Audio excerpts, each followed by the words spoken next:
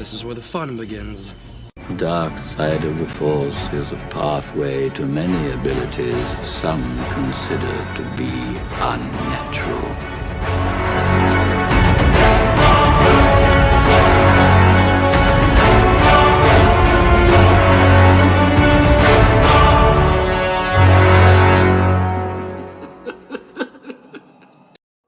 What's going on, everyone? Welcome back to another episode of the Sithcast podcast, a Star Wars podcast where we pretty much talk anything and everything Star Wars. Welcome, guys. Wait a minute. I'm just kidding. All right, welcome back. Oh, wait, sorry. I was just like a good voiceover. I know. I should have started mimicking it. It's been a long day. Yeah, I know. I was like, you know what? Let's do something weird and fun. So, but hey, everyone. Welcome back to another episode of the Sithcast podcast, a Star Wars podcast where we pretty much talk anything and everything Star Wars. Thank you for tuning in during the middle of the week, hump day, and to watch us and listen to us talk about Star Wars. I always say this. We got a special show tonight, guys. But we do. It's like every episode. It's like, we got a special one for you. Well, we really do have a special show tonight. We got an exclusive. Well, I wouldn't say exclusive reveal, right? But first time revealing. Yeah, first time. Yeah. So we definitely have a returning guest. But before we get to him, let's introduce our other guest of the show. First, I want to welcome Star Wars Addict 77, Jeff. Hey, glad to be back. Dude, I think the last time you were here was May the 4th, right? I think so. Yeah, we did that afternoon. Was it that far? Man. Yeah, it's been way too long. So thank you for coming back. Awesome background, by the way. Yeah. Changing. Ever changing. Your collection is coming along, man. Looks great. Thanks, man. And thank you for coming back to the show. You must like us that much to come back, so thank you. I love the Sithcast. So it's always good to be back. It's just Sean. Yeah, I know. I was thrown off guard. I'm like, wait a minute. Yeah. And of course, this Nilda needs no introduction. Appetite for collectibles. Love Nilda. She just brings such a positive essence vibe to the show. So I'm really happy for like a ray of sunshine. Yeah, she keeps us in line. She keeps us in line. Although, guys, even though we did it last Friday, and I think we talked about it last episode, right? Post the last episode. We were tired, Friday night, I don't know how you Spice Runners guys do it. You must snort a lot of spice before you go on the show. Yeah, that's typically a little backstage stuff. We do a little spice and get ready for the show. I prepared for tonight. Coffee. Oh yeah, that's why I need some freaking coffee, man. But Friday was rough. Yeah, I was like, oh, Friday night we could sleep in the next day. No, I was like, whoa. Yeah, we did good for about the first hour, and then the second hour we're all getting lethargic, and you could tell there were some dead spots where we were talking, and we're like, oh wait. Yeah, we're like, whoa, what are we talking about? We were doing synchronizing yawning. Yeah. Oh, geez. Oh, it's so true. Yeah, so like I said, I give you guys a lot of credit for for doing it Friday nights, man. That's or maybe I'm just too old. I don't know. Yeah. Well, I'm getting there too. So yeah. Yeah. Has spice prices gone up? Yeah, actually they have. Damn you, inflation. Just for the weekends. Yeah. Yeah, just for the weekends. All right. So we got seriously a special show on show tonight. So let's get straight to it. But let's address the chat real quick. We got the Collector in the house. What's up, the Collector? Chris Lord, what's up, Chris? We got Robin Bowman. The Bowman's in the house. We haven't seen him in a while. Yeah, welcome back. We got Ken. What's up, Ken? Thank you for tuning in. We got Ben. Speaking of the Bowmans, what's up, Ben? We got RMD Collective. Shout out to RMD. We got some weird guy in the. No, I was What's kidding. up, Lee? We got Lee in the house. We got J2SO. What's up, J2? Jason. What's up, Jason, thank you for tuning in tonight. Who else is here? We got Richard Ryder. What's up, Richard? We got DD. I love Hump Day. Me too. DD1. What's up, DD? 2 a.m. now. It'll be 2. Oh, wow. We got someone like staying up late for this print that we're going to be talking about pretty soon. And who else is here? We got Far from Death Star. What's up, Far? We got Darth Kenobi in the house. So, yeah, I love that name. Yeah, by the that's way. a cool name. Yeah, It's like a combination of, Vader and Kenobi. So, wait, Sean, Nilda, and Jeff, do you feel that it's gotten cold. Yes. my, like, the bottom of my butt is warming up? At last we will reveal ourselves to the Jedi. At last we will have revenge. We got Right, there he is. the There man, he the is. myth, the legend, Hey guys, Marcel. What's up, Marcel? man, I'm on the big Man, screen. Yes, you are. And man, because, well, I mean, sorry, Marcel, you're, you got Yeah. beautiful hair and everything. Yeah, and, there's the guy. We're So like, we're yeah, looking let's at move him. you Yeah. to the side there. There's another beautiful man behind you, Yeah, and that is, the most beautiful man in the world. The man, Darth the Maul. man, the myth. yes, The legend. yes, Thanks Marcel. for having me, guys. Oh, such a What's up, pleasure to Scott? have you on the show, Marcel. And we definitely want to talk about that beautiful print behind you pretty soon. But I just kind of want to, before we get into it and, we talk more about the print, I just kind of want to ask everyone's thoughts about Star Wars before we get started with our usual show. Let's go. I feel like, with Kenobi wrapping up, there's a big lull right now. And there's really not much Star Wars content out there. Andor's coming up. Do you think right now Star Wars is in a good place? Let's go to Jeff. Yeah, I think it's good. I am actually really jazzed about the Andor series because I think it's going to show us a lot of like how the rebels formed and the planets and like how that got built out. So I think it's in a good place. I mean, I thought the Kenobi stuff wrapped up really well. So, but I think it's great. Did you like Kenobi? I loved Kenobi. I had there was a couple episodes that were like, but I loved it. I thought that was good. Yeah. What out of your grading out of 10? I give it an 8. An Give 8? it a solid 8. Yeah. All right, you can stay. Okay. Yeah. You're welcome Yeah. to the show. Yeah, I give it a solid 8. Yeah. So, thought it was It's good.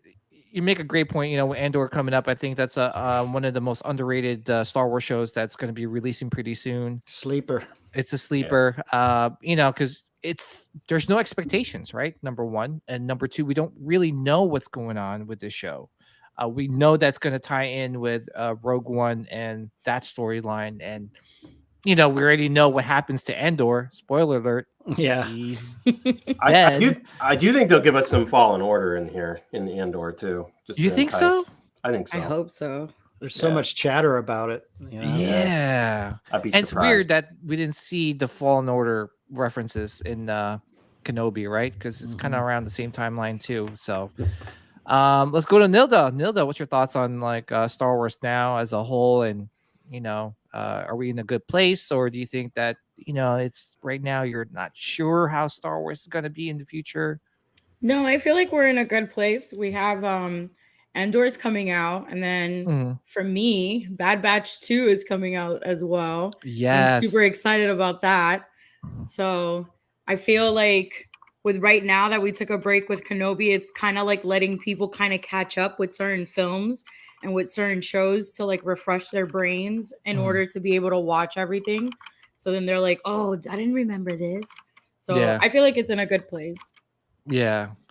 Let's go to Marcel. Marcel, what's your thoughts on Star Wars where it is right now? Well, I'll echo Jeff's sentiments about Andor. I think there's a lot of potential for the show, and I'm looking forward to what it delivers. From what I've been hearing, watching different shows and shows like this one, people are starting to really come around to like more. I don't want to say like independent shows that are disassociated from the original trilogy. Yeah. So they're getting more excited about the possibilities that exist outside of what we already know and love. So I'm optimistic that Disney can tap into that and get some good writers on board and stuff like that. I think they've had a lot of trouble finding their feet. I don't know how committed they are to what the fans love, but there's an infinite amount of potential, and I'm excited about the future. However, that being said, the fandom is for me where it's at. So I like Disney, and they're the ones who put out the shows and run the parks and stuff like that. But for me, the fandom has never been better. If you're a fan, there's so much camaraderie in the community. So many people just jazzed about so many different things that you're always going to find somebody that enjoys what you enjoy. Yeah. So I think that that's fantastic. It's a multi-generational fandom. So I agree. Everybody is going to find their place in their own kind of Star Wars timeline. And I think the fandom is very accommodating for when you find people that are like-minded, and it's a big enough scene for people to hook up and just enjoy what they enjoy. So I hope Disney gets their act together and puts out some really quality stuff for everybody that's a civilian and a hardcore lore master. But the fandom has never changed. It's been this way for 40 years. And I look forward to it continuing, for as long as I'm around in it. So I'm just in love with everybody that's here, and it's a great community. And as a creator, it's just fantastic to see how many creators are putting out really top quality stuff, just in every format, size, and shape. So it's just absolutely brilliant. I'm loving what's coming out of the Star Wars fan base. Yeah, awesome. Real quick, your thoughts. Kenobi, 1 to 10. Me for Kenobi? Yeah. Don't ask. Oh, Marcel, come on now. Marcel. You could lie. You could just lie and make us happy. I think Kenobi was like far beyond my expectations. Just a stellar accomplishment of everything I ever could have wanted in a show that brought Obi-Wan and Darth Vader back together. See, I like this guy. All right, you can stay. I'm not kidding.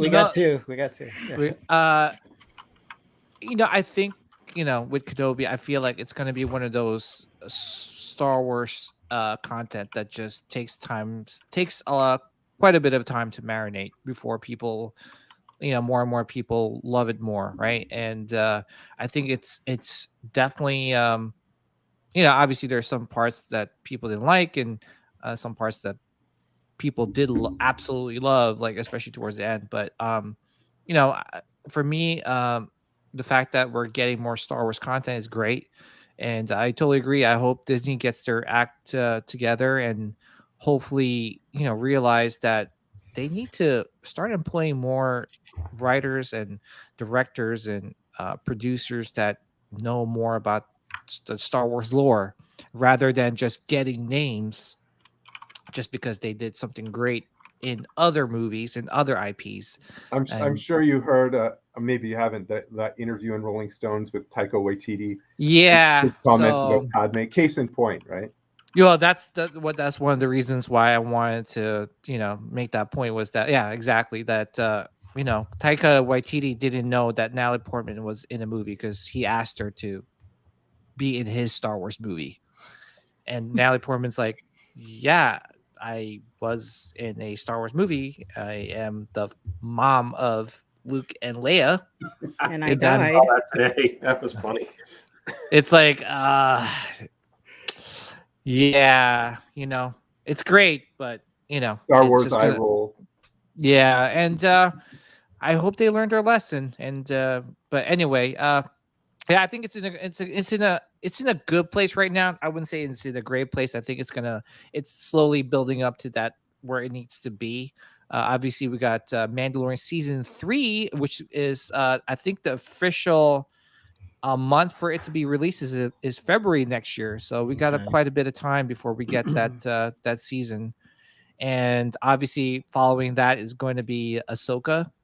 So, but we got Andor coming up. We got the Tales of a Jedi coming up. We got Visions, and we also have what's that show, Bad Batch. So we still got some stuff to fill the void while we wait for Mandalorian. So but yeah, no, I'm looking forward to seeing what they have in store for Andor, and I just kind of want to share this excerpt, and then we're gonna get straight to what people have been waiting for, is the print behind the artwork behind Marcel.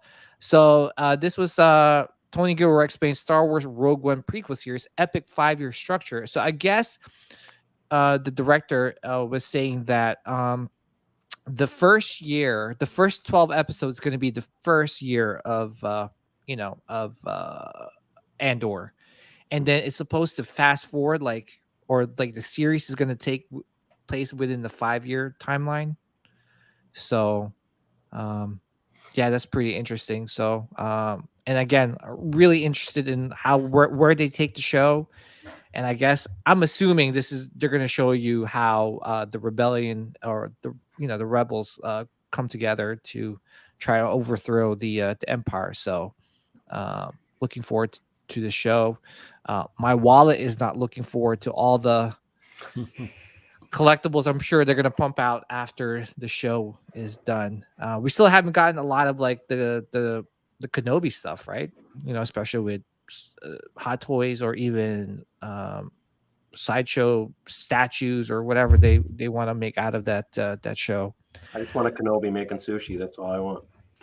Oh my gosh, dude! Every single time I look at, every time I watch that scene, man, I always want to get I want to go to a sushi place and get sashimi or something. Yeah, exactly. Right? I'm like, right now that looks great. I wish there was some soy sauce and some wasabi. I'll have the Kenobi roll, please. Yo, dude. Nice. The Kenobi roll. They should name that. Yeah, they should Kenobi definitely. roll. I'm pretty sure there's someone out there that's probably like, oh, shoot, Jeff, that's a great idea. Better trade. Give you a little board for the table. You fry it. Oh, yeah. Oh, dude. You better trademark that real quick. Yeah, better train the Kenobi roll. That's awesome. Yeah. A lot of people are having their fingers crossed and toes crossed for Andor. So that should be premiering at the end of August. So yeah. All right. So let's I know some people are antsy, so let's get straight into it. Marcel, please tell us about that beautiful print behind you. All right, cool, right on. So what's going on tonight is we're really happy to be able I'm to going to zoom in on you, by the way. Sure, if you like. We're really happy to make this print finally available. What we are doing, first and foremost, is the signature series. So this is the MRC Ray Park 30 by 40 signature series. This is actually not the original artwork. This is the print that I brought to Ray Park at Washington, or the SummerCon in Washington. I forget the proper name for it. It was in Puyallup a couple of weeks ago, and I went down there and had the opportunity to meet him. So he gave this, slapped his signature on there for us. But yeah, this is the 30 by 40 print. So it's a fantastic print. It's just turned out spectacularly. And it's for our signature series. So what our signature series is the 30 by 40 large size fine art print. With each one comes with a plaque. It's of course signed by myself, but the main event signature is of the actor or the designer or the concept artist that created the character, or is involved with the character.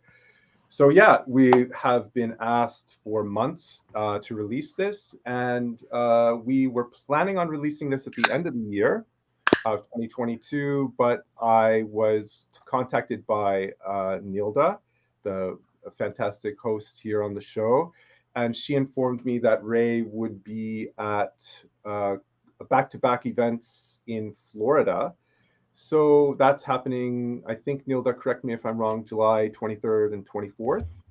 So the signatures will be signed then. And it was a perfect opportunity. So instead of doing it at the end of the year, we are releasing this, as you can see, right now. So we reached out to PJ and Sean to see if they could give us an opportunity to let you guys know. Hey, Sean. Hey. Uh, Just checking, make sure I'm here. Yeah, there's the PJ. So just to let us, if you could put me small, it's okay. If we could, have an opportunity to do the announcement on your show. So the fact that Jeff is here is the icing on the cake. So thank you very much for having us. Thanks for everybody that turned out for this. We are really super excited about this.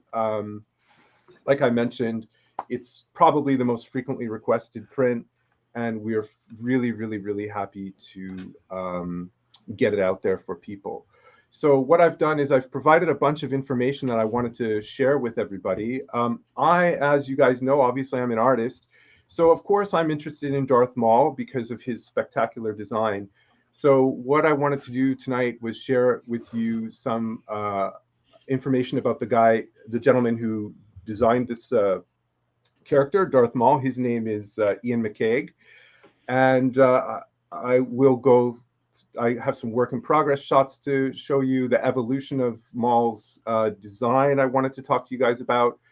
So here, the guy we're looking at right now is Ian McCaig. Yep, there he is, such a beautiful man.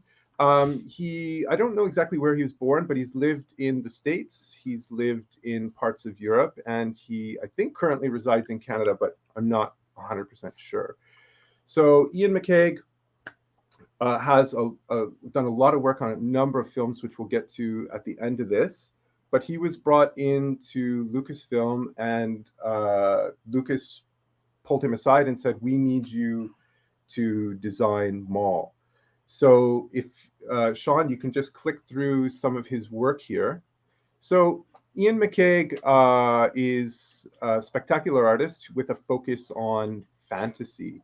So he does pen and ink work, pencil, watercolor, painting, and for Star Wars, he's worked on all the films beginning with the prequels.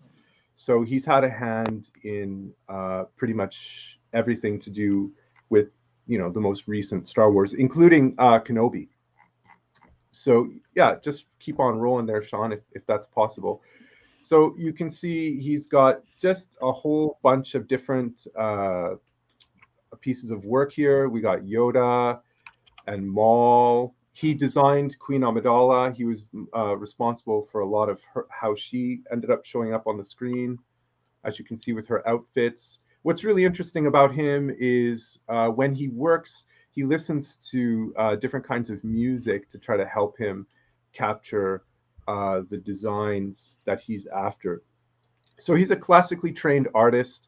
He got into film, and what catapulted him to fame was his work on Star Wars. And of course, what he ended up doing with Darth Maul is probably his most recognizable work. I myself, I had no idea, really, I wasn't familiar with who he was. Somebody like Doug Chang, who is somebody that I think he art directed the prequels. He's the guy that showed up. He was at Celebration, the last Celebration. Doug Chang tends to get a lot of the attention, which he deserves. But I think Ian, deserves some considerable recognition for the design that he put into Darth Maul. I was trying to think of how I could explain Darth Maul and, how I think of Darth Maul, how Darth Maul exists inside my head. And the best way I could come up with was there are some songs that you grew up with that you just can't imagine them not existing.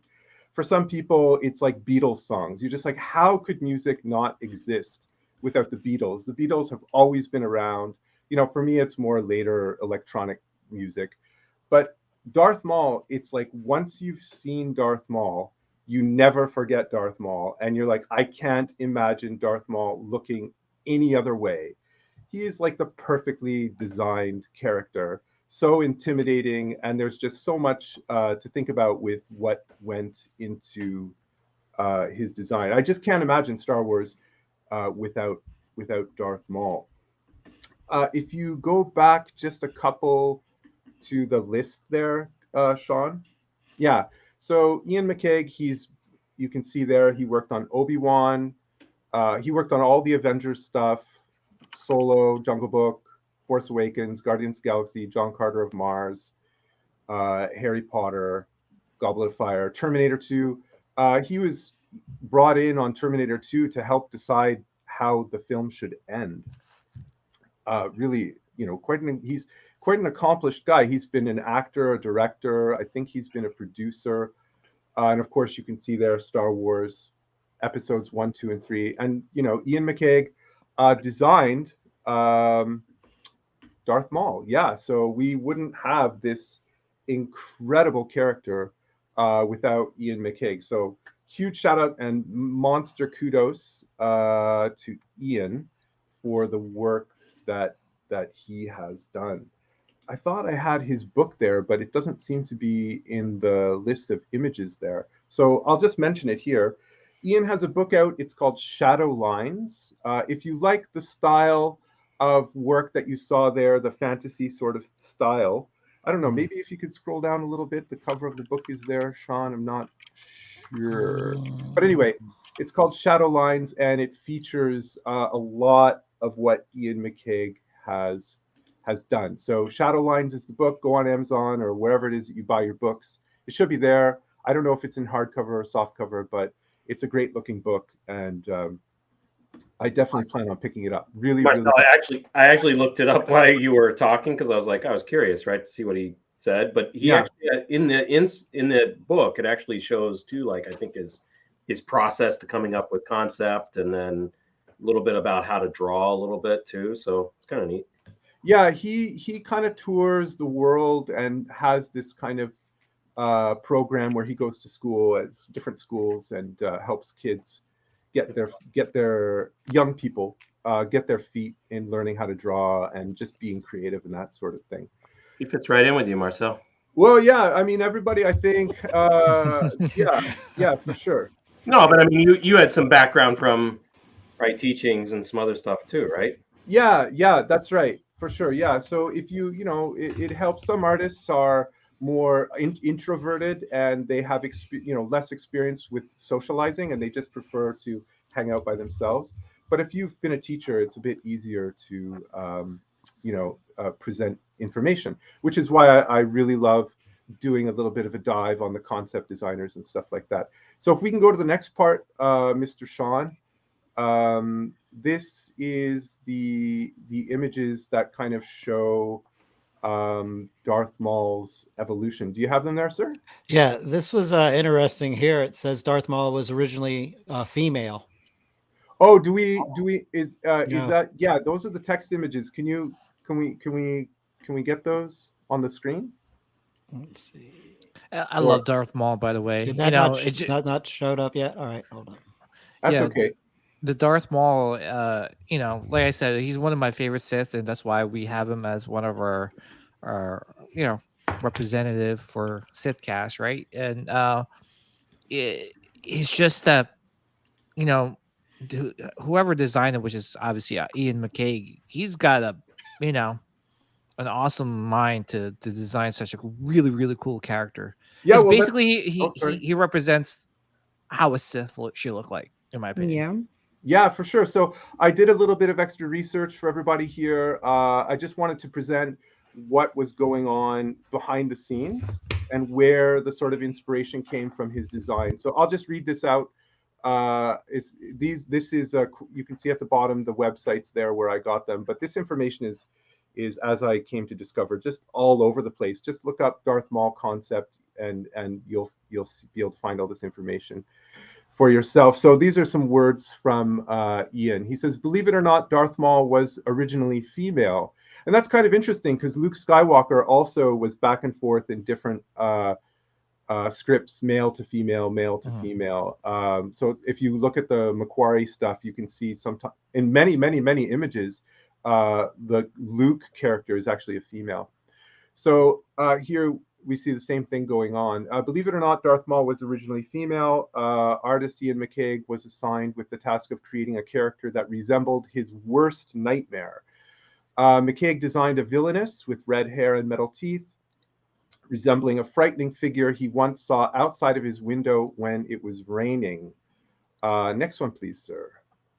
He says, I drew my worst nightmare, which was that face that's peering in the window at you late at night, and it's barely alive, the cross between a ghost and a serial killer staring in at you, and it's raining, and the rain is distorting the face. So I drew that, a stylized version of it, red ribbons instead of rain, and put it in a folder.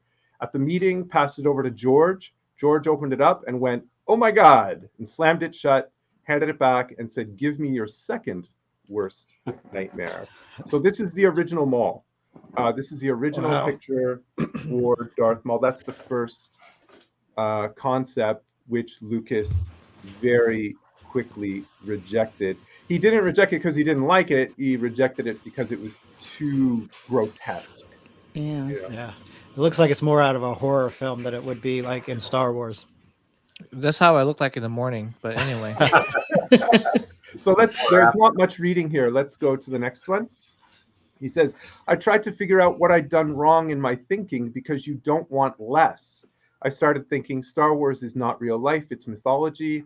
So I looked for my first best mythological nightmare. That's easy because that's clowns. So Darth Maul kind of started out as a clown. I was scared to death of Bozo the clown as a kid. So I made my big scary clown and I'd run out of faces to draw. So I used mine. I drew myself into a clown. The patterns became very stylized patterns with muscles underneath the skin that give expression to the face. Last one. Again, I apologize for the reading. I just thought that this would be interesting. McCaig took to drawing a Sith Lord version of his co-worker. He drew a circuit board, like a circuit board over his face. And George Lucas liked that concept. He also liked the muscles under the skin and how that works.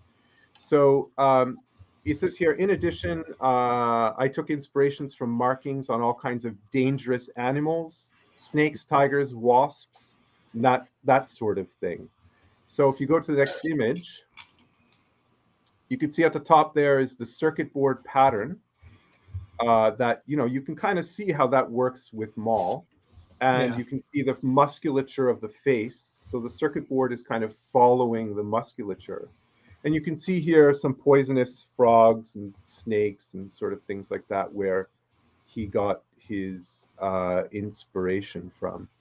So this is the second image that he presented to George Lucas, which was accepted. One of the things that's really interesting about this image is those are not horns on his head. For some reason, McCaig, I have no idea why, he didn't explain this. He felt that those are feathers tied onto his head with barbed wire. So that the design came from the circuit board, the musculature, and the muscles in how they work in the face, and the animal patterns.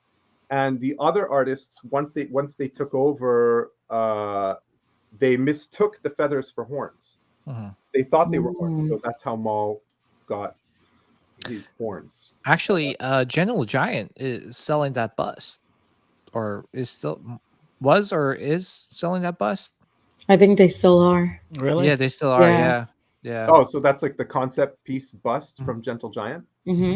Well, I mean, not from Gentle. They based it off, obviously, from the concept art of Ian McCaig. Oh, okay. Yeah, this bit here is basically a lot of people tend to think that Maul was inspired by, the Christian devil or Satan, but that's actually not correct. Lucas made some comment. You can go to the next one there, Sean. Lucas said he was inspired by more mythological characters, and so I did some research, and I was kind of expecting maybe like the Hindu god Kali or something, but Kali, she's usually appears quite frightening with big teeth and lots of heads for a necklace. But Kali is actually blue. She's not red. So the only mythological figure I could really connect Maul with was Ares, the god of war, who is often presented wearing red gear. You know, you can see here red shield and so on. So this is how we got Maul. This is the evolution of Ian's design. The first one was rejected from Lucas, just too much of a grotesque kind of thing. And so he took all of these ideas, starting with the circuit board, and this is the final result, which of course we all know and just love. Like, come on. Actually, can you go back real quick? The one before that. That's me. When when I just ate. Can you go forward? This is me hangry. That's before you eat. Actually, that's my wife after I pre-ordered a bunch of statues. So I hope my wife is not watching. I was thinking that was you after coffee. Like, oh yeah, that too. Yeah, so here we have our guy Maul. You know, he's super awesome. Of course, he's inextricably linked to Ray Park. Everybody knows Ray Park.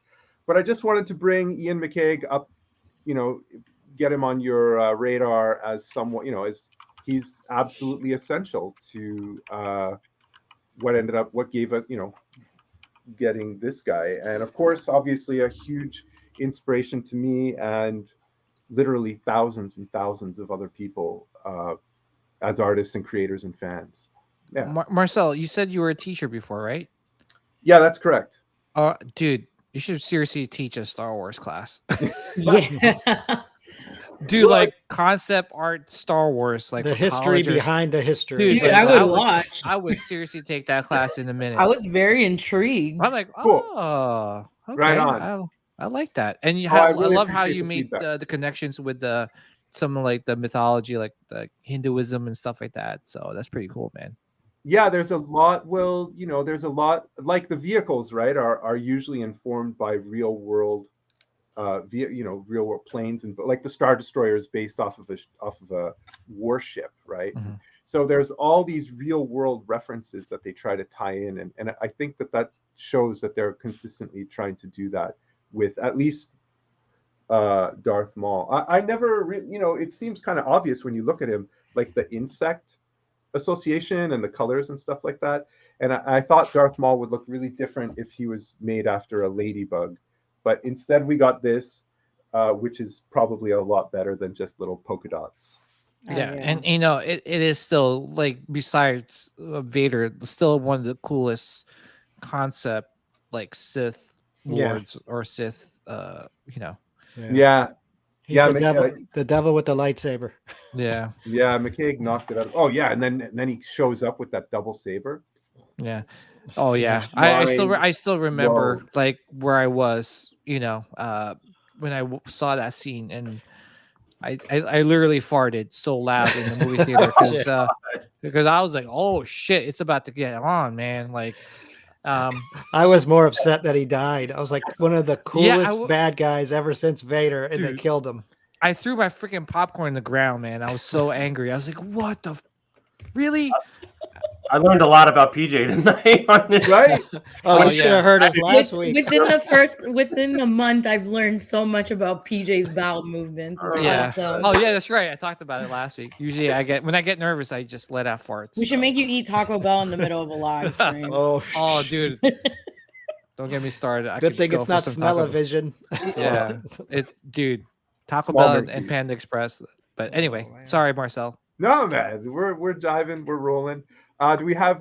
I can't even remember. We got part 2 up there, Mr. Sean. Sean, you only have one job, dude. I know, man. I'm on it. We got a little progression. We got a little progression coming up. Yeah, we got segues, stuff like that. Okay. Oh, here we go. Can I zoom in on this one? This is. Hold on, Sean. this is where. Oh yeah, I can. Can we start with the one with the eye at the very top? Hold on, this thing had a little brain This is where fart. we are. Yeah, Is that what we got?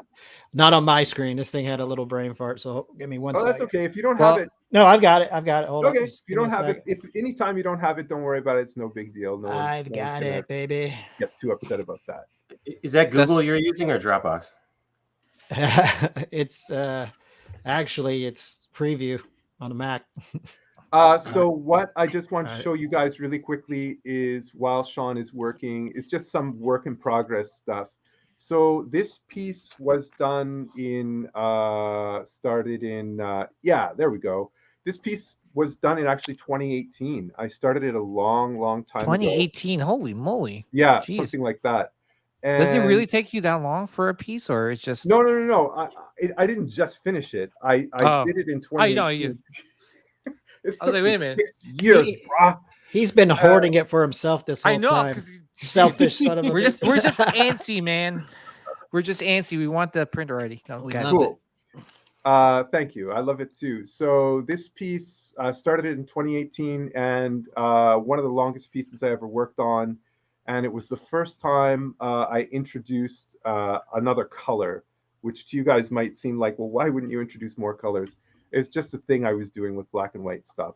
So I got to Maul and yeah, just started getting to work. So you can just click through however fast or slow you want. And it's each stage is slowly applying more and more of the reds, more and more of the blacks, and that's all there was reds and blacks. Oh my gosh, So- that's so good.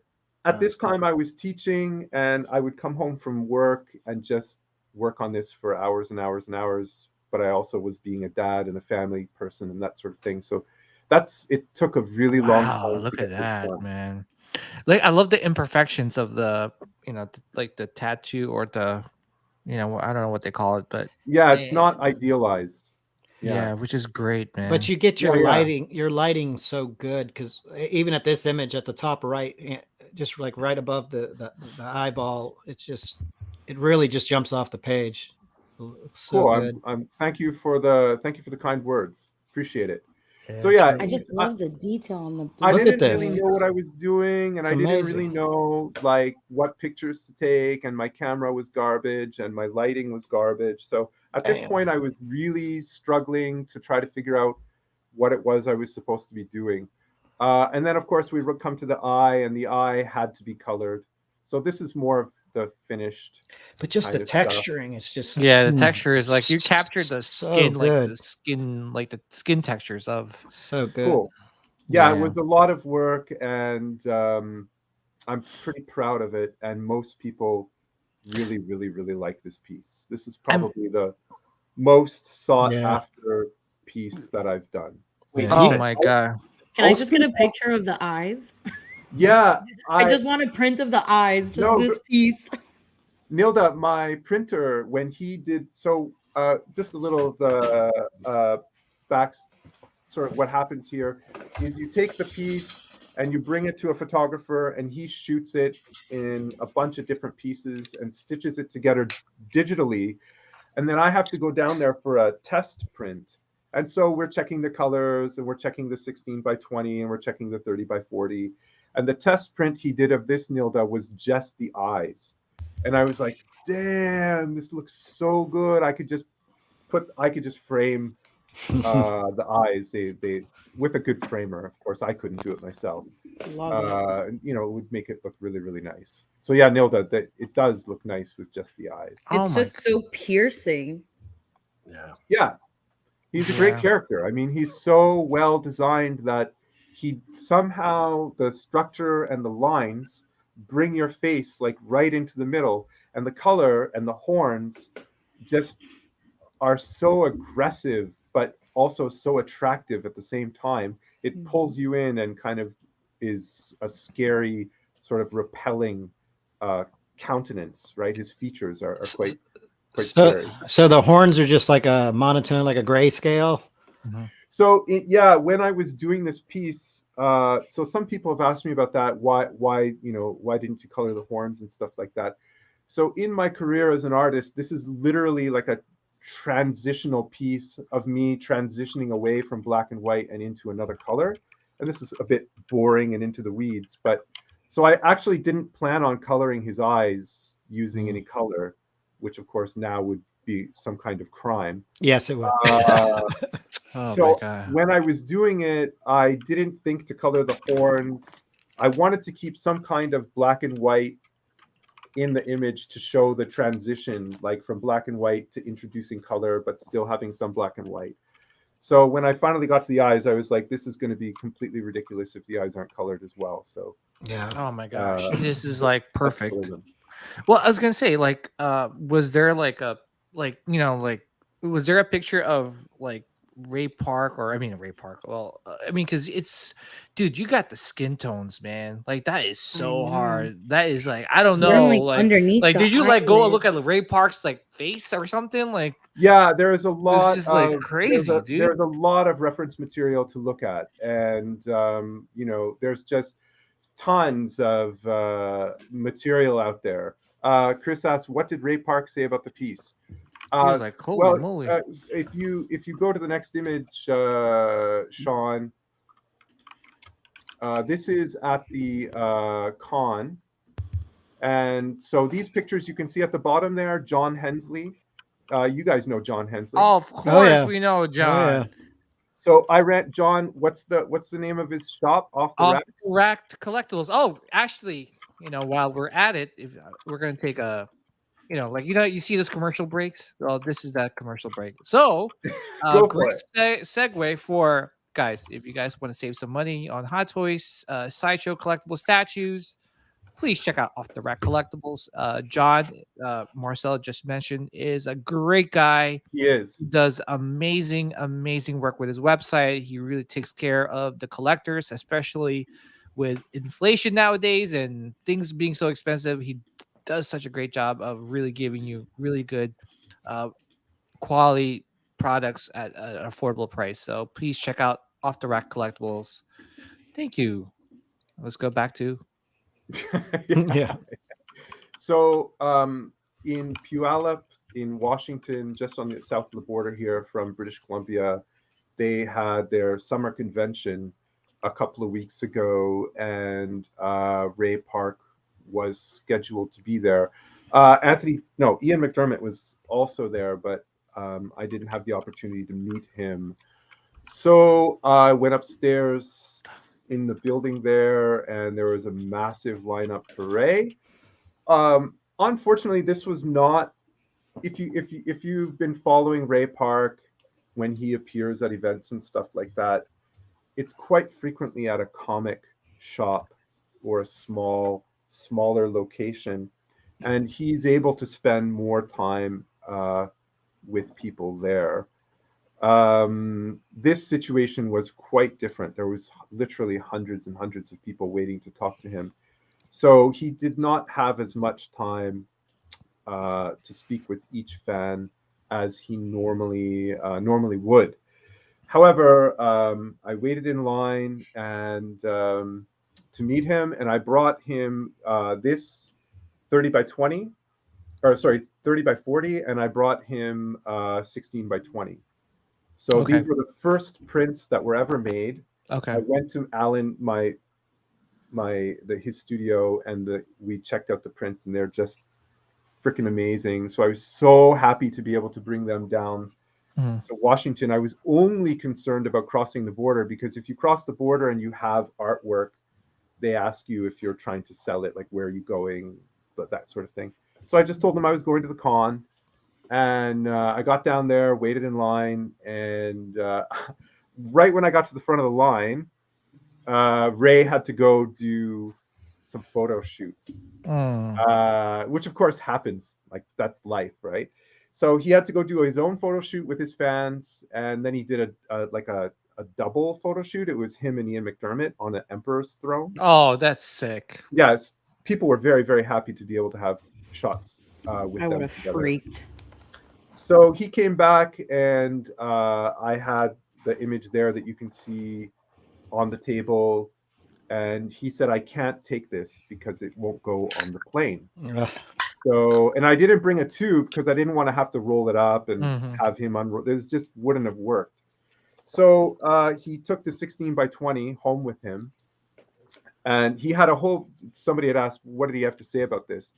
Oh, he was very complimentary. He was kind of astonished because it was so large and how much detail there is in the image. He was really, really happy about seeing it. And, you know, he's a very gregarious and friendly guy.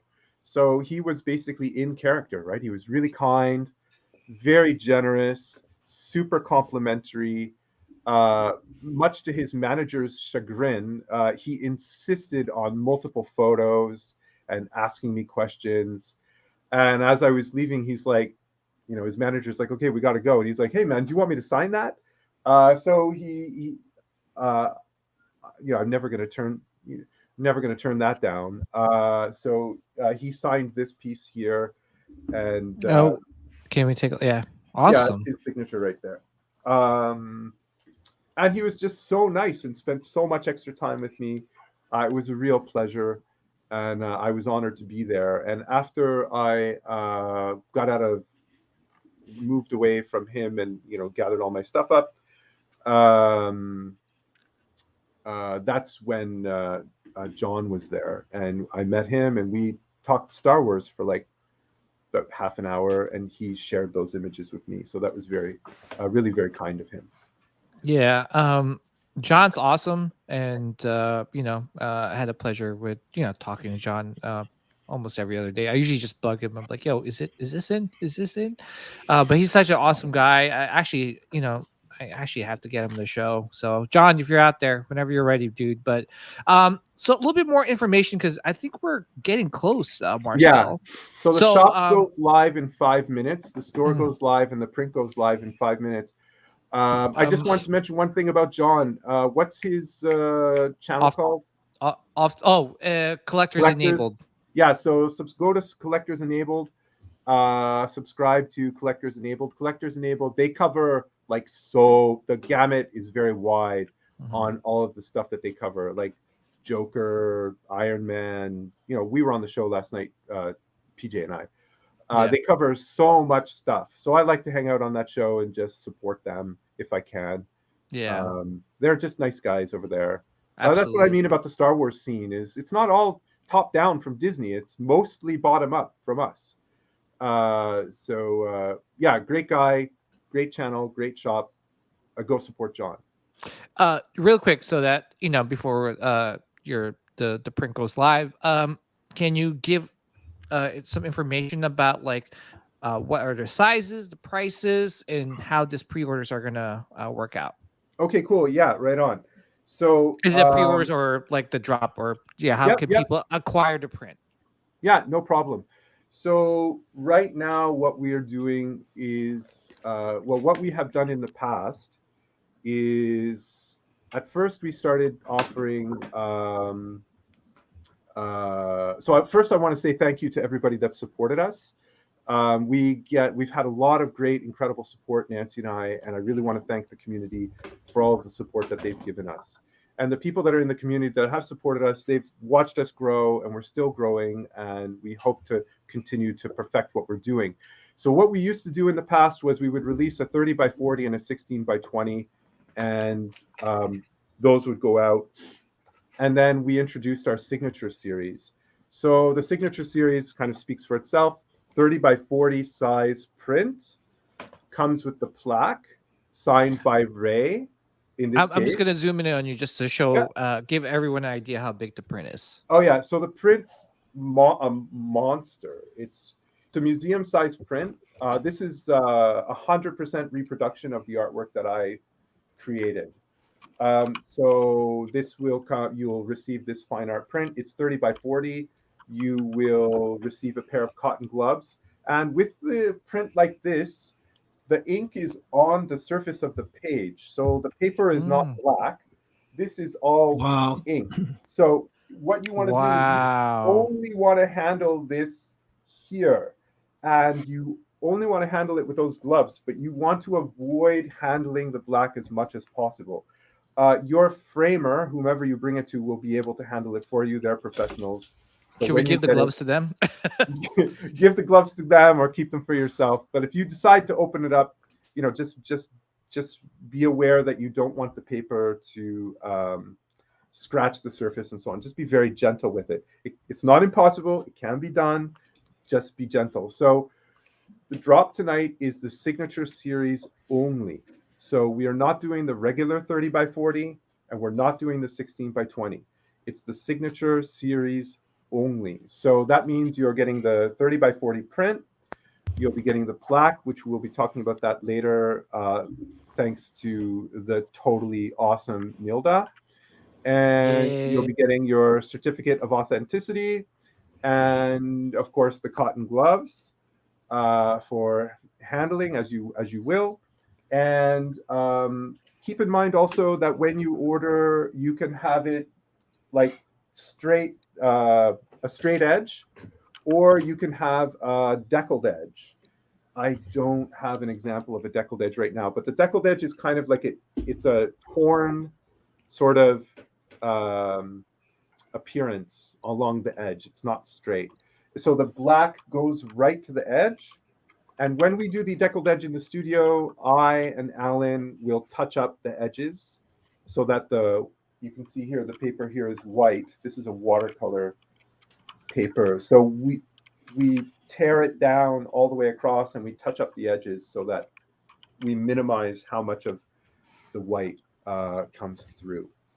Nice. Wow. Hold on, guys. Hold on. I think my kids are calling me. So that's, what's shall I the continue, website or shall I of take a my break? credit card number is 5. Oh yeah, so the site is now live. Oh, come on. Yes. 6 p.m. The site is now live. So yeah, this is when you go on the site. Please make sure that you just go on the site, grab a print. That'll be great. But just remember that there's no 16 by 20s. It's only for the signature series. So what we're doing right now is this is a pre-order. So when you go on the site, you'll be asked, our pre-order is, I think it's 200 CAD. So you'll be asked to throw down 200 CAD. My wife, Nancy, the lovely Nancy, gave me this information. The pre-order is to cover the cost of the manufacture of the plaques and the price of Ray's signing fee. So what we're going to do is we'll have your plaques will be made.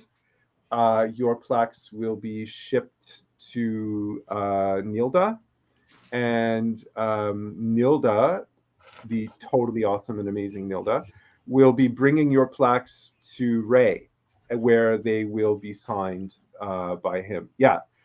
I'll be doing 2 back-to-back days. Yeah, go ahead, Nilda. I'm just saying I'm going to both days. I'm going to go Saturday and Sunday. Yeah, cool. Right on. Go ahead. When is he? Oh, okay. I'm sorry. Go ahead. No. I'm just checking out here. Okay, cool. Sean, did you want to put up that image that you just had up? Yeah. So this is obviously. Oh my gosh. This is Marcel. print. This is beautiful. Is that how it's going to look? Yeah. What? Wow. So here you have the. If you go to the next page, Sean, sir. So here's the. Thank you, Tim. Thank you very much. Thank you, DD1. Thanks for the support. Thank you, Traveling Jedi. Totally appreciate it. So it's the Fine Art Prints Ray Park Signature Series plaque, scheduled to be signed by Ray during the event. Thank you, Nilda. You rock. Next one, please, Sean. So Ray Park, blah, blah, blah, blah, signed and numbered, 30 by 40, Signature Series plaque, certificate of authenticity, cotton gloves, straight or deckled edge. Pre-order is open from July 6th to July 16th. So the pre-order is open for 10 days. We wanted to, so many people have been asking me for this print that we just wanted to make sure everybody would be able to get a copy. The collectors will be invoiced in mid-August, and the fine art prints ship in September. The pre-order is 200 CAD plus a percentage of shipping. The shipping is on there just because of how our website works. We can't not have that. So I apologize for that if it causes anybody an inconvenience. There was something else I wanted to mention that I forgot. You know how that is. Yeah. Anyway, so I think this is it. We're super excited to get this out to people. It's a gorgeous, spectacular print. Ray, I mean, obviously Ray loved it. He brought his own copy home, and we're super excited to get this out to everybody. So I just wanted to give a massive thanks to everybody that supported us, everybody that's supporting us tonight. Go get yourself a gorgeous museum-style print for your feature wall in your home. And of course, here you go. Massive thanks to Sithcast Podcast. Much love to PJ, Sean, Nilda. Of course, add Jeff to that. Thanks everybody from Nancy and I to the community. Thank you, Chris. Much love. Oh yeah, so the image that we showed with Maul, I just added the red lines. Like basically you'll be receiving this print, and how you get it framed and how you mat it and how you present it. Oh, that looks really good the way you had it though. Those 2 red lines. That's yeah, it's beautiful. It's clean and it's a Maul kind of presentation. Yeah, it's great. So yeah, I'm really proud of this piece. Like I said, it took a long time to do, and I'm really grateful for you guys providing Nancy and I this platform. Thank you so much for what you guys do to the Star Wars community. I'm really proud to be on this show and to call you guys my friends. Thank you so much for Nilda. Please, everybody, give Nilda some love. Go subscribe to her channel, Appetites for Collectibles. Go follow her on Instagram. I'm sleeping at the West Palm location for you, just letting you know. All right, I'll hanging out. Get you some. All I have to say, Marcel, awesome job. I have it on checkout right now. So since we're done with the show, I declare bankruptcy. Yeah. Yep. Yeah, that's no, it seriously. Thanks, and Donald. you know, yeah, I was gonna say, Marcel, you know, this is in my opinion, your best work. And I'm not saying that because, you know, it's your best work. I think when you first came on the show, that was the only piece I was eyeing. Like, I mean, you have a lot of great pieces, but man, this Maul is just speaking to me. It's amazing. You know, makes me want to put it over like a fireplace. I put the crimson red over it and just stare at it. Actually, that's actually a great idea. Like, imagine like you like turn off the lights and you just have the fireplace going. You just have. Well, I'm listening to what is it, John Williams' Duel of the Fates, and just sitting there on my couch watching it. Well, keep in mind, right? And this is why I wanted to introduce the show the way I did. I wouldn't be able to do this, of course, if not for Ian McCaig. You know, he designed it. So this is as much an homage to Ray Park as it is an homage to Ian McCaig. I can't do what I do without, you know, reams and reams and reams of reference images and watching the film and getting as many shots and angles as I can so that I feel like I'm capturing what it is that needs to be captured to make the picture great. So in the Star Wars community, you know, it's loaded with all kinds of creative people. And really, I mean, we're all standing on the shoulders of giants. You know, everybody knows that line. And we're all standing on each other's shoulders. We're all here helping each other out. But, you know, my work is just my work as a fan. It goes back to Ray Park, you know, his realization of the character. It goes back to Ian, his realization of the character. It goes back, obviously, to George Lucas. And it goes to all of the people who are in the Darth Maul community. There's like a bunch of fan pages, you'd be surprised, who all share their work and their reference material and have been very supportive to me to get this kind of thing. So much love to everybody in the community. I mean, 30 by 40, man. I have a Maul bust. I have a bunch of Maul. I have the Mythos Maul. I have a premium format. I have the saber. You know, I'm gonna have a Maul shrine. Good. You know? That's what I like to hear. But the thing is, it's weird because he's like my number 4 favorite Star Wars character. Oh, You know, well, I have it's mostly Siths, by the way. Vader, Anakin, I consider them as one person. Boba Fett, Palpatine, and then Maul. Like those are like yeah, they're all bad guys. I'm sorry, guys. I go for the bad. They're all good. They're all good ones. Yeah, so I'm like, oh man, 30 by 40, dude. It's beautiful because you know what? I feel like you could with a 30 by 40, you could actually see like the more detail, right? Like as opposed to 60. I mean, I'm pretty sure you could see with a 16 by 20, but man, that 30 by 40 is just sweet. Do you have I'm sorry, I was gonna say, do you have a release date for the 16 by 20s? Yeah, somebody, Darth Kenobi was asking. Okay. No kidding, Darth Kenobi. Shout out to Darth. Peace, man. We love you. We're all in the same situation. So those drop after all of the printing and the shipping of these are done. So that's going to be sometime like late August or September. Just depends on how fast we can get stuff out the door and move on to the next thing. Well, I was going to ask you, like, do you have a price point for so people know how much? Is it going to be the same price as your other 16 by 20s?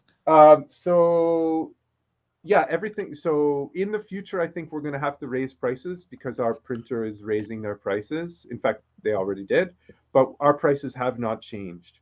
So thank you for that, Marcel. The 30 by 4, everything is in what I'm talking about right now is in CAD. So for if you're in Europe or the States, 30 by 40 goes for like $940, I think, for the signature series. The regular 30 by 40 is less because there's no plaque and no signature and stuff like that.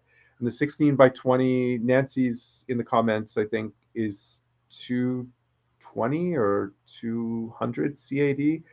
I really can't remember. And again, it's in CAD. So if you're in the States or you're in Europe or pretty much anywhere, you'll be like, oh, this is kind of discounted because Canadian dollars is so bad. Yeah. And so there's your maple syrup discount. There you go. Yeah. I think it's I was checking out with PayPal. I think it's like 150 to 160 bucks for like a 200 Canadian dollar or something like that. Yeah. So definitely a great price in my opinion for a great piece. And will any of those prints be signed by you, Marcel? So thanks for asking, because these are things that I've forgotten to think about. So for the signature series, it's signed by myself and Ray Park. And for the other 30 by 40s and the 16 by 20s, you can purchase a plaque for your collection. Thanks, Nancy. And of course, I will be signing those.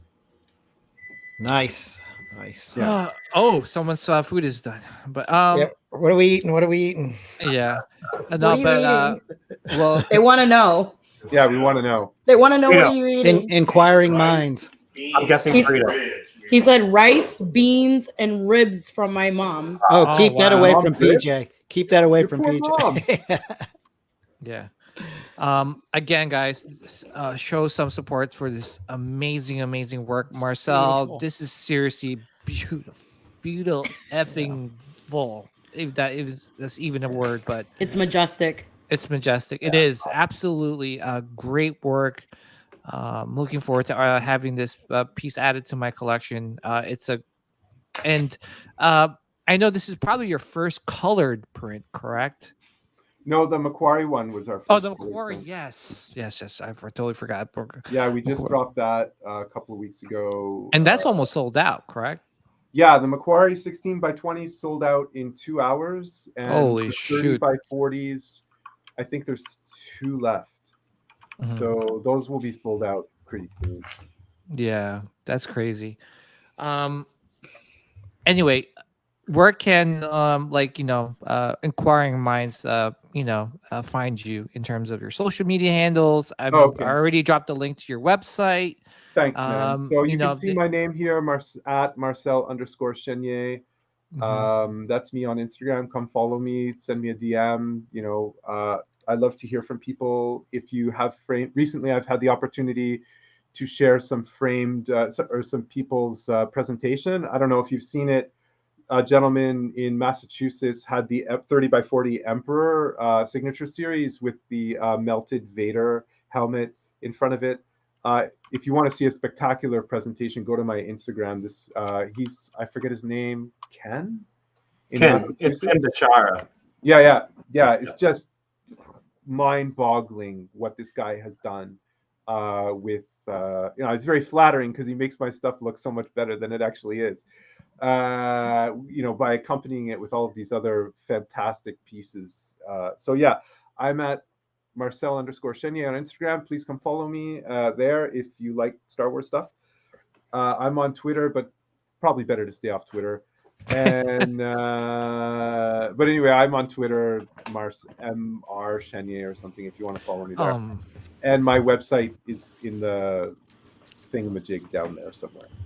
And to the person that's fashionably late, what am I picking up? Just got Jar here. Jar print. Dude. Marcel, you gotta make one, please. A Jar Jar print? Yes, please. Oh my gosh, I would. Don't do it. I'll I buy would like. love to. I'll buy 20 two of the 30. Don't do it. I'll buy 2 of the 30. I'll buy one for Jeff. I'll buy one for Sean. I'll buy one for Noah. Yeah. I would love to do a Jar Jar print. Yeah, we need Or do a giveaways, Darth, PJ. do a Darth Jar Jar. I would love to do a Darth Jar Jar too. Yeah. Man. Amazing, We amazing have, work, Marcel. Can I just say one more thing? Yes. Sorry about this stuff, and then No. I'll chill out. We have a couple of more signature series pieces in the works. I'm waiting to hear back from some photographers about using their materials. And they're going to be, I think they'll be really, really exciting pieces. They're scheduled for next year. So in the fall, the C-3PO is going to drop. That's already long done. I had to get around to doing that. So that'll be dropping in November.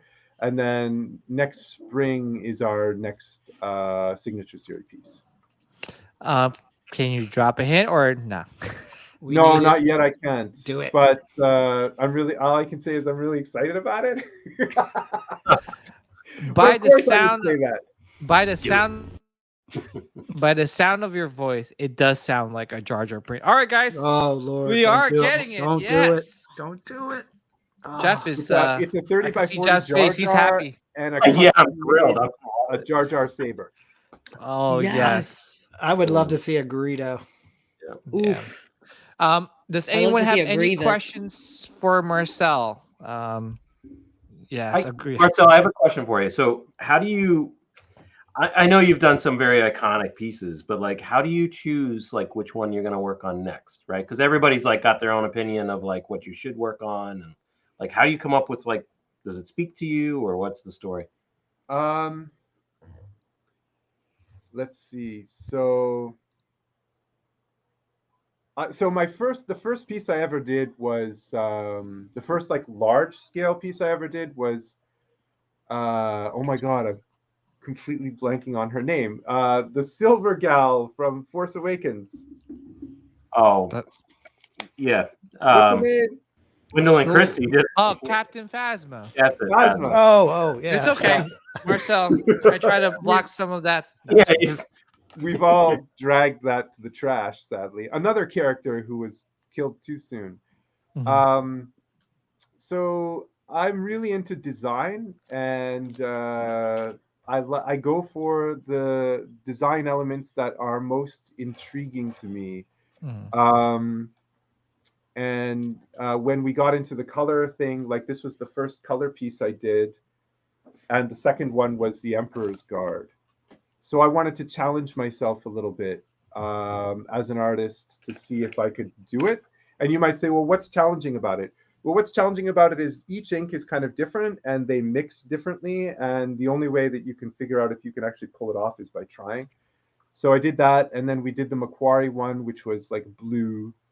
And there's a different kind of ink and different kind of technique and stuff like that. So I just do the ones that I think are most interesting when I happen to be having an empty table, which probably sounds pretty boring. Yeah. But I apologize for that. But it's, Yeah, it's all challenging to me. I drew a little picture while we were on cast tonight. So Okay, hold on. Let's see. Blow them up. This is now iconic. Yeah.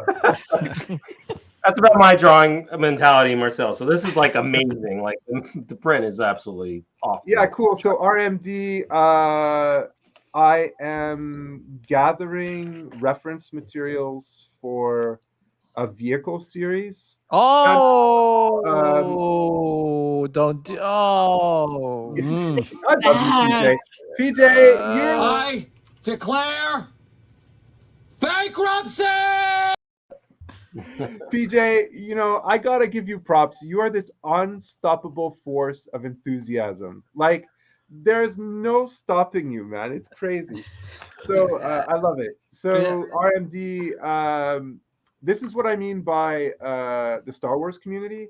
So, like, I just put some little sensors out for like references for vehicles, and like some very skilled master craftspeople in the scene started sending me PDFs, scans, photos, like right away, like DM, all this stuff from people that heard of me that I didn't know. So it was extremely heartwarming and very complimentary, and kind of scares the crap out of me because now I actually have to do it. But that's not going to be for another couple of years. I still have a lot more characters that I want to do. And in fact, there's 2 more series that are completely different from this that I'm working on now.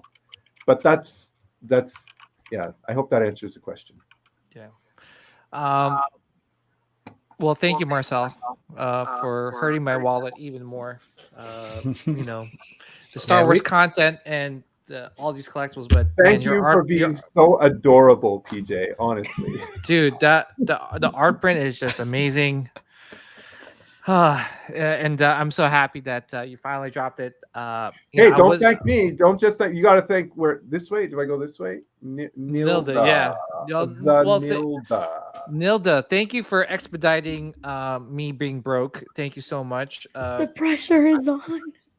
Yeah, no, but seriously, Nilda, thank you so much for all that you've done for the community as well.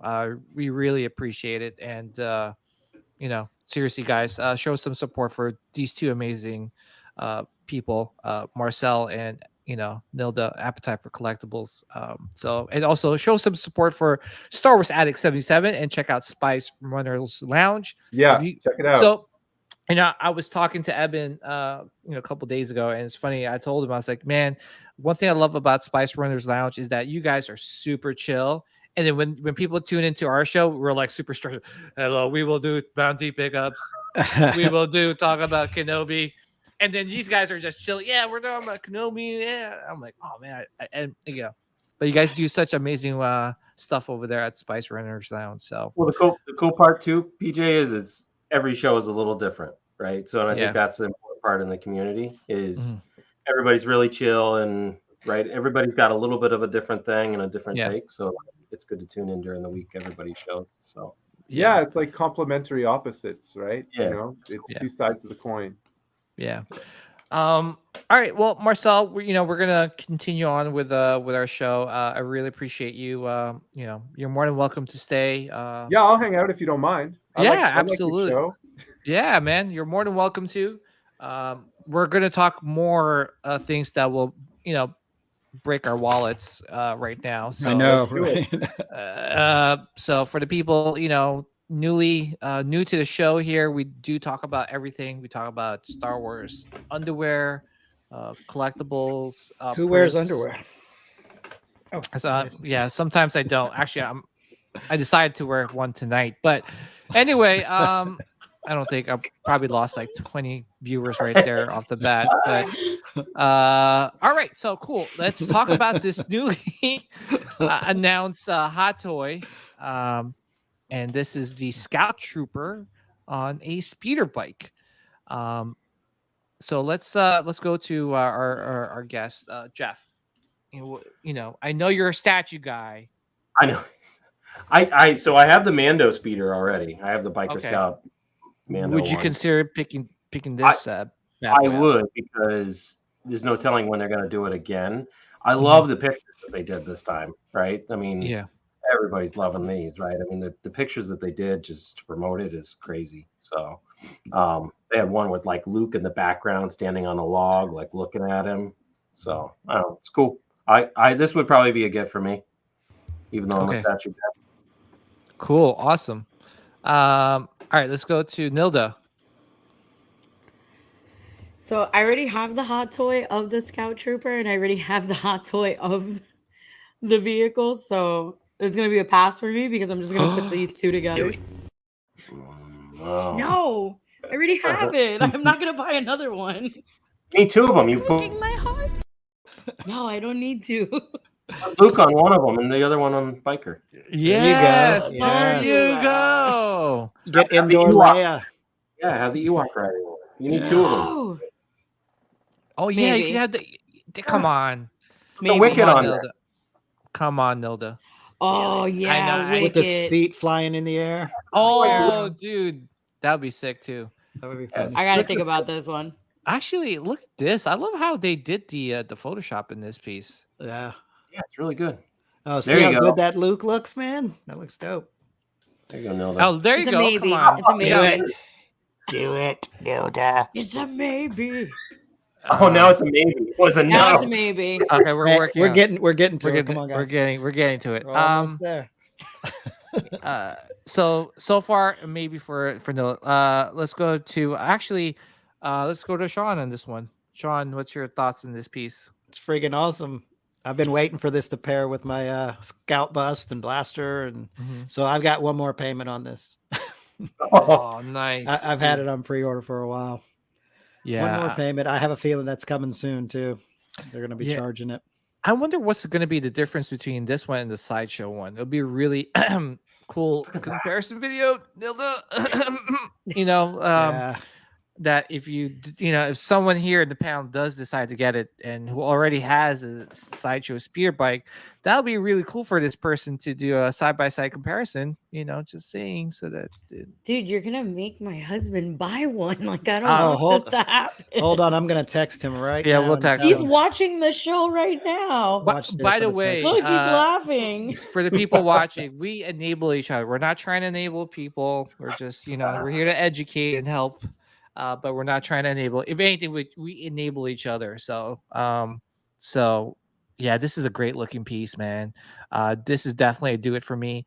What will look great with this piece is if certain someone in this panel does a print for the Scout Trooper helmet.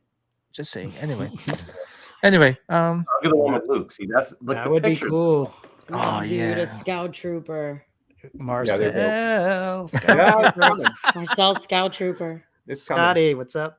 Scott Berry, what's up, man? We miss you. Yeah, man. So yeah, this is a great looking figure. I love these These photos, photos are right? crazy. These photos Yeah. are great. Whoever this vlogger or photographer is, man, they did a great job with these Yeah, photos. looks good. That one. There you go, Nilda. They do that one. Mm-hmm. 3 on 1. I don't remember this in Return of the Nelda, look how Jedi. beautiful that is. And- You need this in your collection. And I have That's a great shot. we have the background like this around my house. Oh, You have to man. get it. Yeah, man. Fudge. Do it anyway. So that's pretty cool. That they damn Hot Toys is really going crazy, right? They're just dropping I think they forgot about Marvel, right? They're just like, oh, whatever, Marvel, and then they're just dropping all these Star Wars pieces because we definitely have another one to talk about, which is something I'm actually really looking forward to picking up, and that is this Boba Fett Toy Fair exclusive. Yeah, that thing's sick. Let's go to Jeff. Yes. I'm a no. No, just kidding. Oh, That one looks good. Kick him out. I like it because it references the comic, right? Yes. So, the comic, so you can put the comic book with it, do a nice little display. It's cool.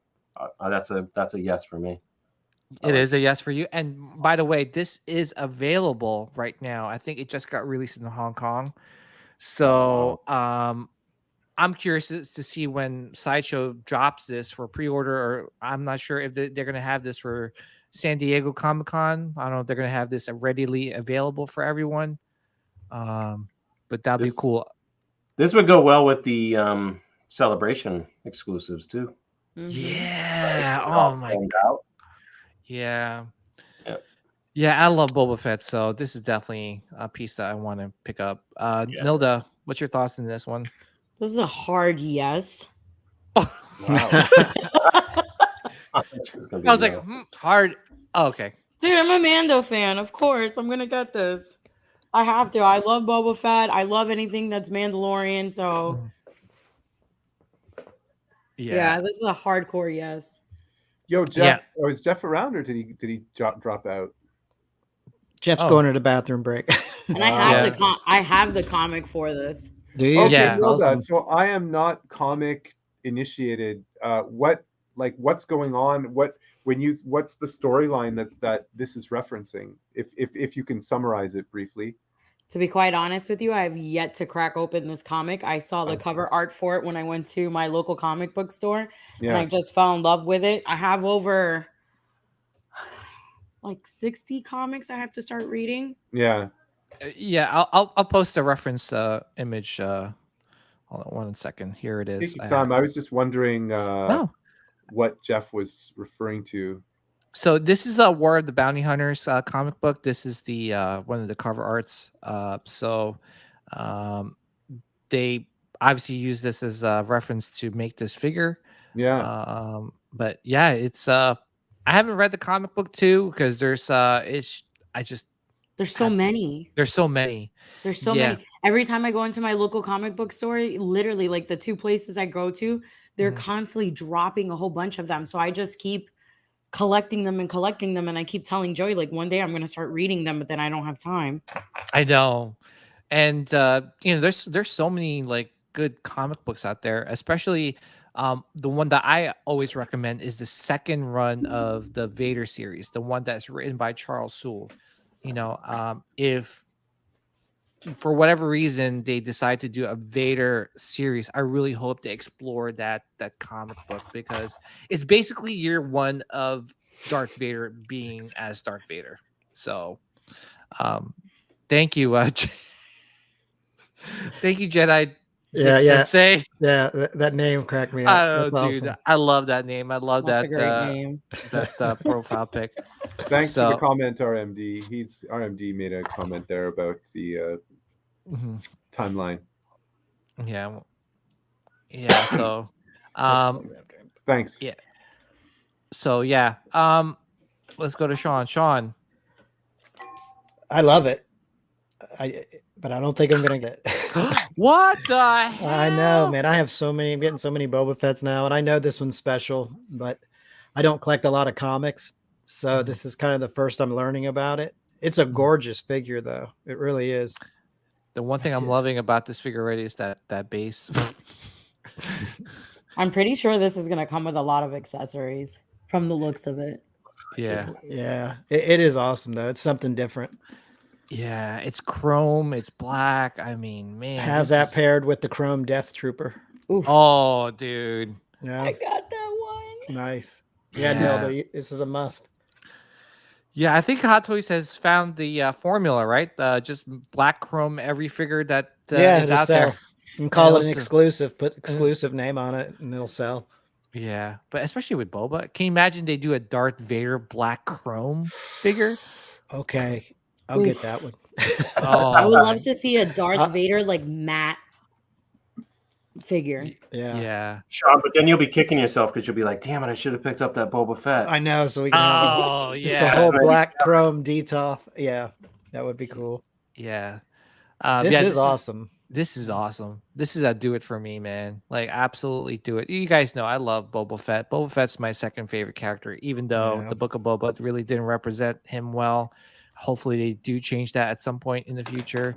I just love the helmet, the shininess to it. And I'm trying to build this up so a certain someone here can make a print of this, beautiful chromed out. Chromed out Boba. Yeah. Yeah. Just keep throwing reference ideas at Marcel. Yeah, and I'm pretty sure Marcel, you get this a lot too, right? You're like, they're like, hey, Marcel, do this for us, do this for us. So Yeah. Anyway, I had somebody ask me to do like an Obi-Wan in like a week. He was going to a con in Europe, and Ewan McGregor was going to be there. It wasn't a week. It was maybe it was like 2.5, 3 weeks or something. And it's just out of the blue, I just don't have time to do it. So, but yeah, I do get a lot of requests. Yeah. I want to see you do a droid. I think they're would coming. be fantastic. Oh, did we just get a first exclusive? I got a slip. He's like, they're coming. We got 3PO. We know 3PO's Yeah, coming. 3PO's coming. No, but I want another droid. Yeah. I know. Ooh, this is a tease. Oh man. C3PO. What the other? Okay, anyway. Dom is like, PJ, by the end of this podcast, Marcel will have like 50 different requests. Yeah. Facts, cannoli. Oh my gosh. Django. Oh, that would be sick. But anyway, sorry, Marcel. I know we're probably like, you already have your, No, I do the same thing. It's just like what you guys are doing now, except what it is that I would like to make. It's like, oh, that would be so sick.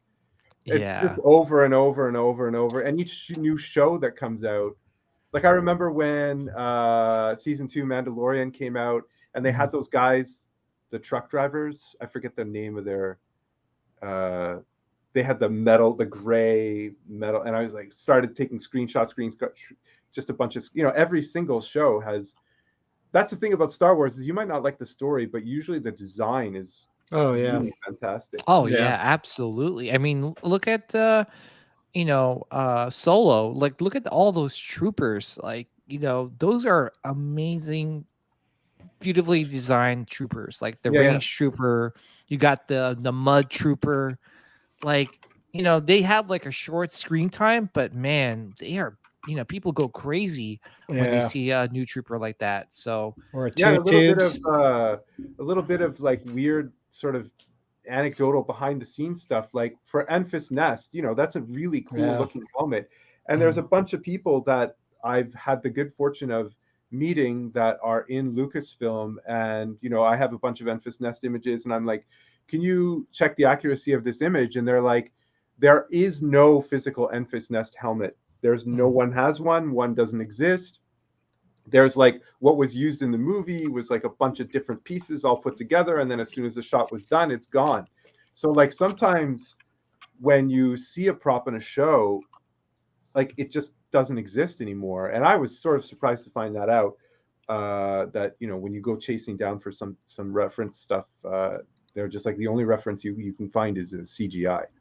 So it's a really interesting, like I said about the Star Wars scene and the people that are in it, they're all very helpful, and they're trying to set you up with as much as information as you would like, as you need to get the job done.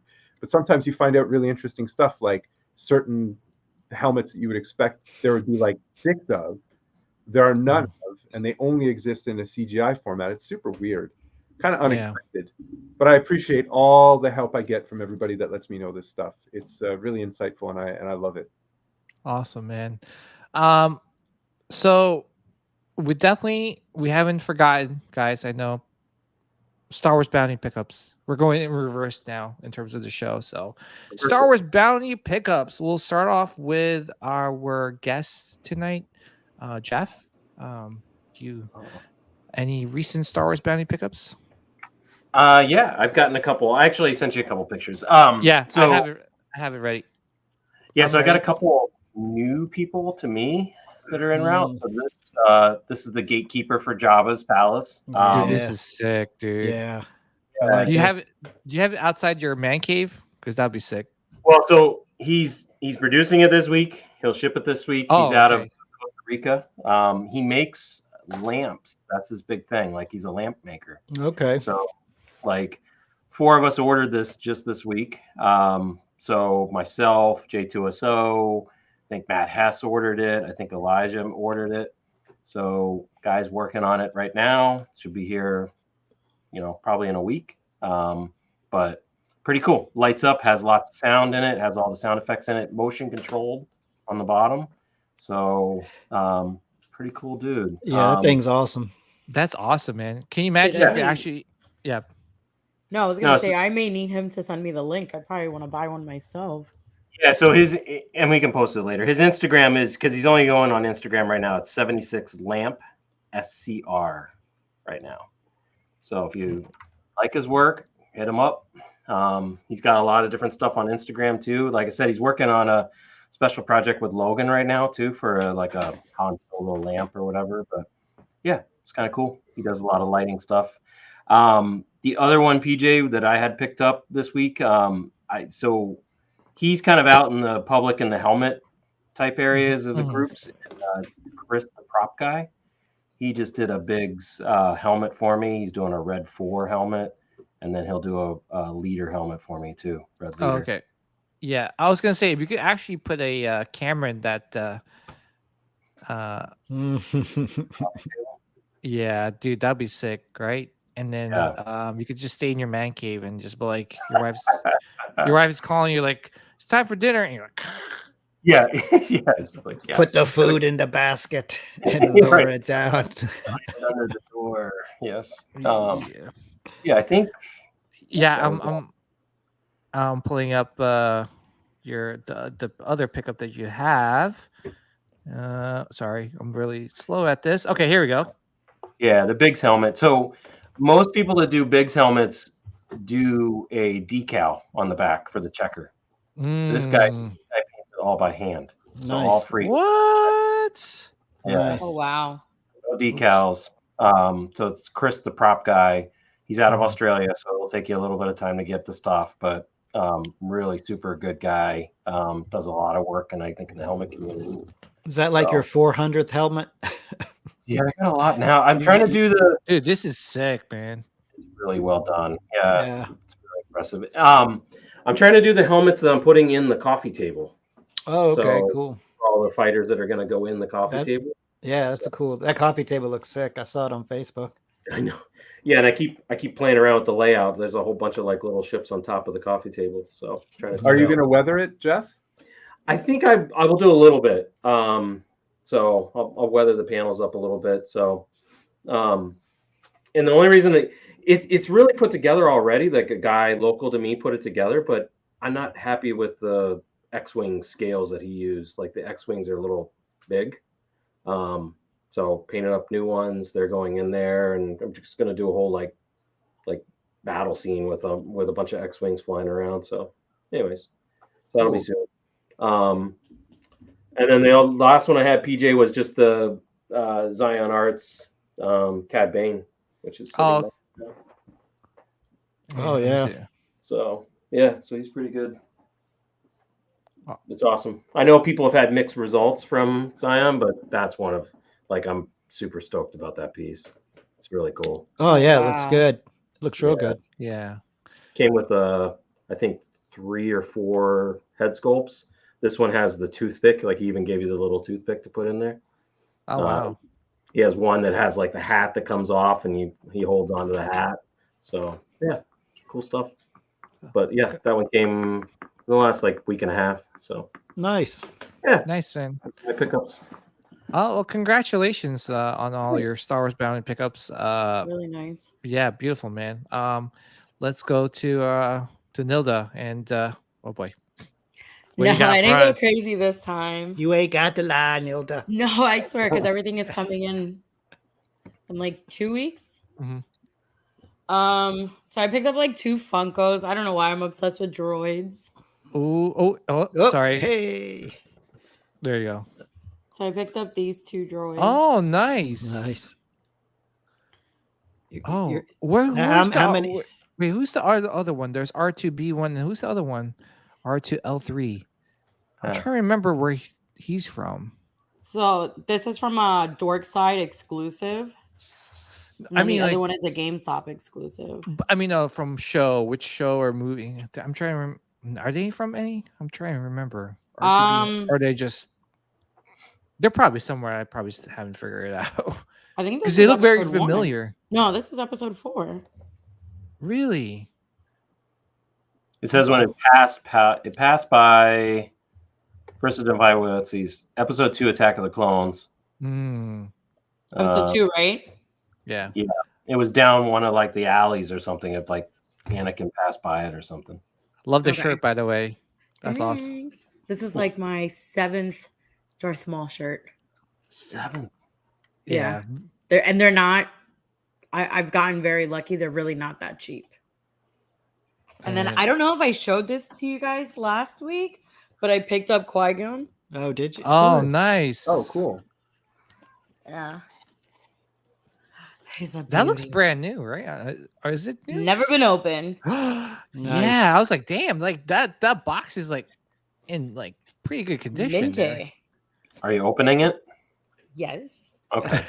She just looked at you, Jeff, like you were crazy. Are you nuts? I am opening it. I am opening. I open all my toys. And then even though, Joey wanted to kill me because this is bag number 40 now, Mhm. I had to pick this up. Oh yeah. It's a cool. Death Yeah. Star. Oh, that's sick. That's pretty Subtle- cool. subtle Star Wars. Is that Loungefly? Yeah, it's from Loungefly. Really? I mean, that's probably like their. Hey, listen, I don't. And then I love the inside. Yeah, it's nice. Yeah, I mean, I don't read them, but that's awesome. That's really, really cool. It's come with a Jar Jar coin holder. I wish. Oh, gee. Well, I I know you have a the- Jar Jar bag. You have a Jar Jar bag, I know for a fact, Yeah. right? But yeah, I grabbed this one. I have Wrecker's Loungefly bag coming. And then I just finished paying off the Darth Vader premium format. So that's going to be shipped soon. And then that's it. Wow. I've been behaving because this weekend coming up, it's a like a small. Well, for us, it's not small, but lately they've been getting much smaller. It's SuperCon. Okay. So they're doing SuperCon by us, and they haven't really named like big names. Like I know last year they had John Cena and Hayden Christensen, and I got to meet him. But this year all they have is Freddie Prinze Jr. So I'm just gonna have him sign like a couple of my canon like Black Series and Funko Pops and Some probably like 2 Scooby-Doo. comics. Yeah. Or like some of the horror stuff that I have. But there is one last thing that we picked up, but it's not Star Wars, but I feel like you guys will all enjoy it. So I'll show it really quick. Do you guys ever remember like the Monster Mash cereal? Mm-hmm. Yeah. Do you remember these? Oh my yeah. gosh. So Joey had this custom. Oh my for gosh. us. She's bringing back memories. Oh my gosh. I have to bring Holy him moly. out. Oh, no way. This Chocula. Got chocolate. Oh, can I tell you guys? Seriously, love it. that was like my. Oh my gosh! Seriously, just looking at him Look just how brings. Look how big he is. Come on, guys! Come on! I'm gonna set it up for you guys. I mean, how cool was it like to get the TV guide to figure out when the cartoons was coming up on Yeah. Saturdays Yeah. to get your bowl of cereal, like your Count Chocula, like bowls. It was so cool. Those are like I love those memories, man. So there's this guy on Instagram that Joey found, and he makes like all these customs, and he makes like I think this was like one of 50. Mhm. So Joey had him make this one, and then the next one he's making is Boo Berry for us. Dude, oh my god! Can you So, show me like, that just, cereal like, again? Base. If you don't mind. Yeah. Oh Now you got to get them all. Oh my god! Yeah, you just can't Look have at the one. that. The know Blueberry it's one not- will be interesting to see how he does it. I know. I can't wait. He's finishing up like this other line that he's doing, but then he's gonna send us pictures soon of the Boo Berry. So I can't wait for That's us awesome. to get it. But when this arrived, it was very creepy. I was like, "What the hell?" Yeah, it's cool. It's not Marcel, Star Wars, but for you, we Count- forgive you. Count- I know that. That's Thank Count you. Chocula next. Ah. Oh my gosh! I mean, I miss those days, man. Those were like the best days. It's nostalgia at its finest. Oh, absolutely. So See, even the back of the box. That was cool. That's cool. that's cool. All right, let's go to Marcel. Marcel, any recent Star Wars bounty pickups? I sent you. Yeah, I just grabbed this book for vehicle reference material. It's got Oh, that's cool. other. It's a stupid fat Whoops. book. It's giant. It's really massive. These images I just grabbed while we were talking. They're actually not very representative of the awesomeness that's in this book. A lot of the pages like open up and fold out for like the X-wing and the Millennium Falcon and that sort of thing. So I don't really have any really great images for you, but yeah, this is just used for reference material for the vehicles Yeah, that I hope to be getting around to. So yeah, I plan on doing the vehicles like in a couple of years. So I want to get started working on them now so that I can kind of get the gist of how they were put together and sort of get an understanding of how they, how all the pieces fit together and stuff like that. And I got a really good score on this book. It's not like super expensive. I think it's on eBay for like 80-ish, 100-ish or something. Yeah. And somebody listed it like at a ridiculously low price as a starting bid, and it ended when everybody was at work.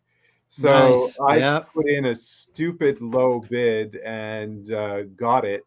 So that book is basically free. Wow. Yeah, I don't know what the person who listed it was thinking, but I was glad that I was there for that moment in time on eBay, which comes around once every 10 years. Dude, I love those scores. I actually got the Sideshow Boba Fett for $67 on eBay. Really? Wow.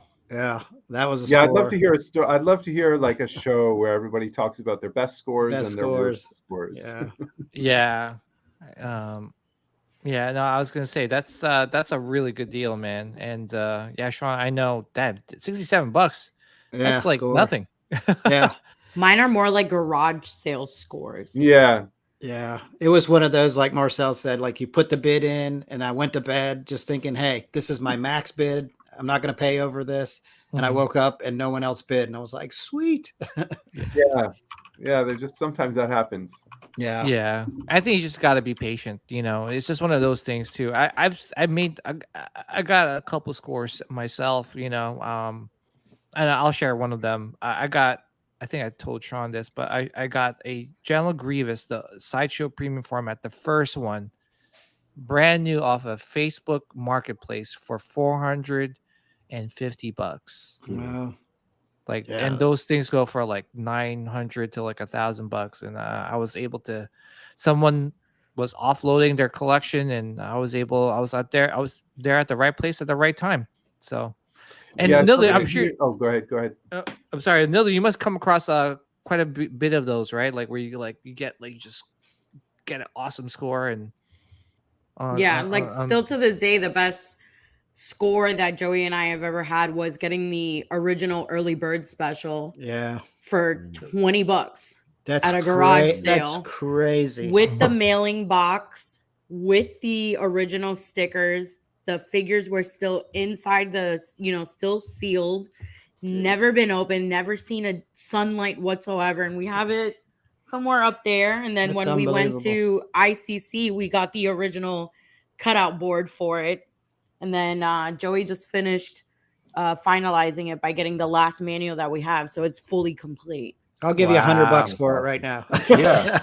That's a steal of a freaking never. Yeah. That's my in case the world ever ends or if I'm ready to go on to the next passage in my life, it's coming with me. Yeah. You're ready to run with it? Oh yeah. Yeah. Nice. The house is on fire. Grab it. Let's go. That's the first thing I'm grabbing. The house is on fire. Everything can go, but I'm thinking that. And that's the thing too, is that it's hard when in terms of collectibles, especially when you collect statues and stuff. You're like like you have like a couple minutes to decide like which statue should I get. So I think for me, it's like I think I'm gonna go straight for. Damn, there's so many. It's like damn, Mythos Vader. I think Mythos Vader is probably like my top piece. I definitely like want to carry out of the house, right? So I'm kicking myself for not spending the money and picking up the Obi-Wan Kenobi mythos. Yeah. Because now that thing is unreachable because of the Forget it. show. The fact that Mhm. they use that statue as a reference to make the Kenobi's outfit at the end of the series, that is it's crazy, you know. So, all right, let's go to Sean. Any Star Wars bounty pickups? No, I've been good. I've been trying to sell some hot toys. I sold a good one yesterday, so I'm just trying to keep selling, getting He's like, closer I to got a that wedding. Chewbacca bust. Yeah, Yeah. Yeah. How's your progress on the Chewy bus there, Sean? it's really good. I'm close. I'm really close. Yeah, okay. I could probably get the closed mouth one right now, but I want to get the open mouth one, so I'm gonna save up a little bit more. Any Yeah. Star Wars? Any Star Wars hot toys? No, been pretty good. Oh, you mean to sell? No, I'm down to two left, and they're DC. Oh wow, nice. Well, Yeah. how dare you have anything but Star Wars? I'm just kidding. But you want to know what's crazy? I'm literally using this collection to fund something that I just thought was unattainable. And I'm probably crazy for buying it, but I love it. And and that's the goal of every collector, right? Like every collector out there is to buy a piece that you want to like just forever keep in your collection, right? It's hard to like, especially Yeah. nowadays when you pick up things, like you pick it up and then you're trying to sell it because you got sick of it after a couple months. Like Yeah. that's not, at least that's not my goal, right? Yeah. My goal is to like every piece that comes into my house, I'm hoping I never have to sell. Yeah. But obviously there are times where that you come across a piece and after a while you're like, I need a better piece, or I want to get this piece. So we use Yeah. that collection or that piece to fund the other piece. So But That's go ahead, sorry. Jeff. Go ahead. That's the Emperor's Guard. It's leaving. Oh, Yeah. you sold it already? Oh, did you get rid of it? Yeah, I sold it today for over on the hyperdrive. So Oh, nice, dude. Congratulations. it's leaving. Yeah, it's leaving tomorrow or the next day. So. But Oh, yeah, wow. Did you sell? Were you selling one Emperor? I sold one Emperor. I'm working on the helmet. So because I still have the helmet for sale. So Oh, But okay. it's Did you pretty have cool. two or one? Just one. Yeah, just one. Oh, you just had one. Oh, you just didn't want to. It's hard because the base is really like thick, so it's hard to get into a Besta. So you got to put it in a different case, and I don't Yeah. know, just doesn't really fit. But Yeah. Yeah.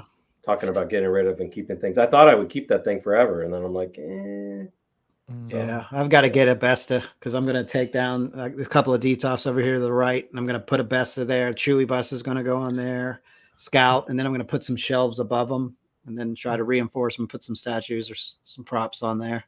yeah. Yeah. Well, especially when you get into busts, right? That's the Yeah, it takes the Bestas. especially that Chewbacca bus. I mean, it's wide. I mean, it's a big boy. Yeah, that's the custom one is wide. So Yeah.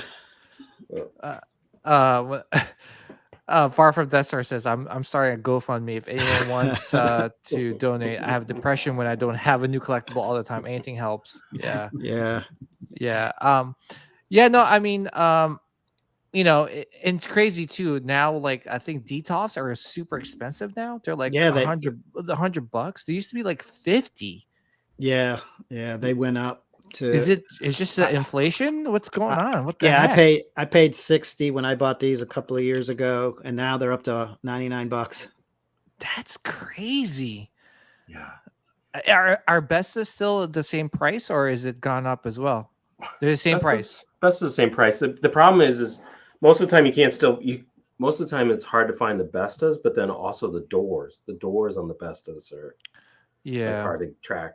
So Yeah, and the worst thing, because like I only need one Besta, but if I try to order it online from IKEA, it's a flat rate of $200 shipping. the shipping. No What matter the fudge? flat rate. Like so, when I ordered like 10 detoffs at a time, and I ordered like some other furniture, and it was a flat rate, and they just delivered it all at once. But if I just want to order that one Besta that I need, it's $200 flat rate, or I have to drive to Charlotte to get it. I'm like, How far is it from you? three and a half 3 and a half 3.5 hours. in hours. Charlotte. Yeah. So that's 7 hours in the car with gas prices. I just spend $200 and have them ship it. Yeah, it's Yeah, it's crazy. crazy. The gas prices $100 a is really- tank. It's stupid. Did you Oh, check? trust me, Did you check Amazon? No, Amazon actually, sometimes has them. I did when I was looking for Detox, but Amazon still had that $200 shipping, so they must be shipping it from IKEA still, and then kind of just using Amazon as a platform to kind of sell it. Or eBay. If you only need like a couple of them, or like one or Just two, need one. I need a black one, just like go over to eBay. the wider one that's like 30. Is it 30 inches or something? It's about that. Yeah. Yeah, that's the one I need. Yeah. Yeah. Bestas are great. Obviously, has them in the back. I think they really display the statues really well. Especially have the right lighting. It looks great, So, and the thing is too is like I wish I thought what Jeff thought of and just do the white Bestas because usually most people do the black ones. Yeah. So, but the white ones really stick out and they look really really nice, Jeff. So. Thanks. I like them. Yeah, that's cool. I think a lot of people are starting to do white with black or white Bestas, and I mean it's pretty easy to do. But yeah, I like it. The lighting. I mean, I use under cabinet lighting, so any type of under cabinet lighting you can get, those are the best. How tall are those? How tall are? The 3. I have 3 high. So okay, no, I'm just saying like the individuals. So if I wanted to put a statue in there when I get them, I think they're like 25 in the inside. Okay, that's good. So it's not bad. Yeah, they're 25 in the inside. The ones on the top, like the Mythos, they don't fit. Oh, okay. See, like Maul, Maul's hanging out. Yeah, they don't fit. So and you don't have enough room on top of those, do you? No, I'm right up against the ceiling. Yeah. Every square inch, Sean. Every square inch. Brother, I know you're speaking to the choir. Yeah, that's like if I ordered a Marcel print, it would be going on a door. Yeah. Like, Yeah. Oh, really? Like your house. Yeah, it would go on a door. Yeah. I was gonna say the Marcel's prints are they are they have a lot of presence, and that's what we want, right, out of our collection, right? Something that when someone walks in the room, they like gravitate to that piece or like, whoa, what is that? Is there anything that you guys have that like people gravitate towards more? The Jabba. Yeah. The Jabba. And then now because Joey got it this weekend, the Transformers Unicron. Oh yeah. It's huge. Yeah. Did you guys see that 7-foot mythosaur? Yeah. Oh yeah. Yeah, I saw that. I totally forgot about that. I didn't see it. What is it? Way? Yeah, I love Regal Robot, but I'm like, I thought it was a balloon at first. I thought it was a joke. Sean, Regal Robot did a huge like mythos skull like they've had. I didn't know that. I didn't know 7 that. feet tall, Sean. Holy crap! Yeah, I'm gonna look it up. Yeah. You said it's on Regal Robot? Man. Yeah, I'm pulling it up right now. It's for the Book of Boba Fett on Broadway. Yeah, but why? Oh, jeez. It's gonna have smoke shooting out of it and flames. Yeah. Hey Jeff, is it in the? I forgot. Is it in your group or? I think it's in collections enabled. We'll see a Shakespearean version of Costas. Oh, collectors enabled. Okay. Is it on Regal's website? I don't think so. I think Costa posted it. Let me look. Yeah. Yeah. I know it was enabled. Yeah, it was in the enabled group. Yeah, I just, I mean, why? Like, why would you have a 7-foot tall? That's huge. If you find it, anybody, well, let me know. I don't see it on their I don't see it on their website. I'm looking. Yeah, but 7 feet, like seriously, like. Oh, here we go. I found it. You put it on your garage door. Yeah, exactly. When people pull in, they're like, I'm not gonna mess with that guy. Yeah, this is like seriously. Holy crap! Wow. This is instant. I would divorce. put that in my lawn. Dude, it's massive. Yeah, so like smear fake blood all over it to have my neighbors think that I'm crazy. That'll do it. Well, Stay away. if I ever wanted to divorce my wife, and I tried, many ways, like like maybe not throw out the garbage, leave my clothes all over the floor, things that will really like piss her off, but man, if those things don't Buy a work, 7-foot mythosaur skull. I'm buying Dude, a I 7 want foot. this. Oh The my U- gosh, The UPS driver would be really pissed. He'd be like, "What the hell did you order this time? This is bullshit." Leo said it was at the stage at Celebration. Wow. Yeah, I must have missed it, but still, like the fact that seriously, who the hell would buy this thing? What's it Is made there out a of? price? I mean, I don't think so. I think it's just like a, I think it might be just a custom request. Like, oh hi, Oh, is there this, it is. Okay. is this Tom Spina? I would like a 7 foot tall mythosaur. Yes, that's right, a 7 foot tall mythosaur. Yeah. Yeah, it's crazy. Yeah, Yeah, that I'm is sorry. That's Not like something I beyond. ever expected to see. No. No. Although, if there was a 7 foot tall Jar Jar head, count There's me not in. a head. There was a full body Hey, in Orlando, and I've been messaging the guy since to try to get him to sell it to me. Hey, PJ, we always need something to throw eggs at. Oh no, Oh, no, that's that thing. If there's a fire, that thing, I'm running for the Jar Jar. Oh, Did you Lord. did you see that Ahmad Best is doing a con? He's finally doing a con Yes. again. He is. Yeah, I forget which con it is, but he definitely is going to another con, which he that's hasn't. awesome. He's done private signings before. Wow. Yeah, I well, have been hope- dying to meet him. Yeah. Dude, I really hope he gets a lot of love. I mean, I know he's been through a lot as a actor, and I have nothing against the actor. I just don't like that character at all. It's I tough. know, but it's, to me, it's still Star Wars, right? Like, when you think of the prequels, That's a tough one for me. Yeah. I mean, for me, it's like, yeah, it's Jar Jar. Yeah, it was kind of annoying, but hey, it's it's kind of what makes the prequels, right? Like, just like the Ewoks, they kind of help, and just like the Porgs, right? They make anyway. I draw the line somewhere. Anyways, Armando Olivas Video Galley says, I met Ahmad Best. I don't like Jar Jar, but I told him he did a good job. So, he's It's going to be at the Colorado con, Springs. Colorado Springs Ooh, Comic yo, Con. Flex, Flex, What's up, are you Flex? going? Flex, come on, yo, this Flex, dude, please tell me you're going. this dude lives in New Jersey. He probably lives like 20 minutes away from me, and the dude does No, that's not it. want He is to in pick Rhode me Island, up too. to go meet. No, I'm just kidding. Yo, Flex, pick me up. Let's go to the con in Rhode Island so we could meet the Ahmad Best. I might go down there just to meet he's Flex, going. actually. Yeah, and if you're going, Jeff, let me know. Yeah, I'll let you know. Yeah. Flex is the best. I got to hang out with him during MegaCon. Mhm. He became my bestie. Yeah. Him and I have been talking back and forth, but definitely would like to meet in person and hang out. But if we go meet Ahmad Best, man, the first thing I'm gonna say, Misha Best. Okay, anyway. I'm messaging Flex already. I'm like, dude, are you really going? Because I'm gonna send you stuff. He's totally going. He's totally I was going. like, I need something signed. Oh, Jar Jar. I have 'Cause a Jar Jar pop. I talked to him about going down there. I'm like, I don't know if I'm going or not. So we'll see. I know. How far of a drive is that, Jeff? It's like an hour and Yeah. Oh, that's not bad. Like that. Oh, that's not Not bad at bad. all. Yeah, it's like an hour and a half. So, Yeah. Yeah, not bad. by the way, I drove 3.5 hours for Ray Park, so you guys can drive an hour. Yeah. Or mod. Yeah, I'm definitely driving an hour and a half for thing. By the way, some people have been getting some of the Vader stuff. I know there was another fan art piece out there, a New Hope Vader, but man, this one, Nilla, you're getting this one, but this one looks sick.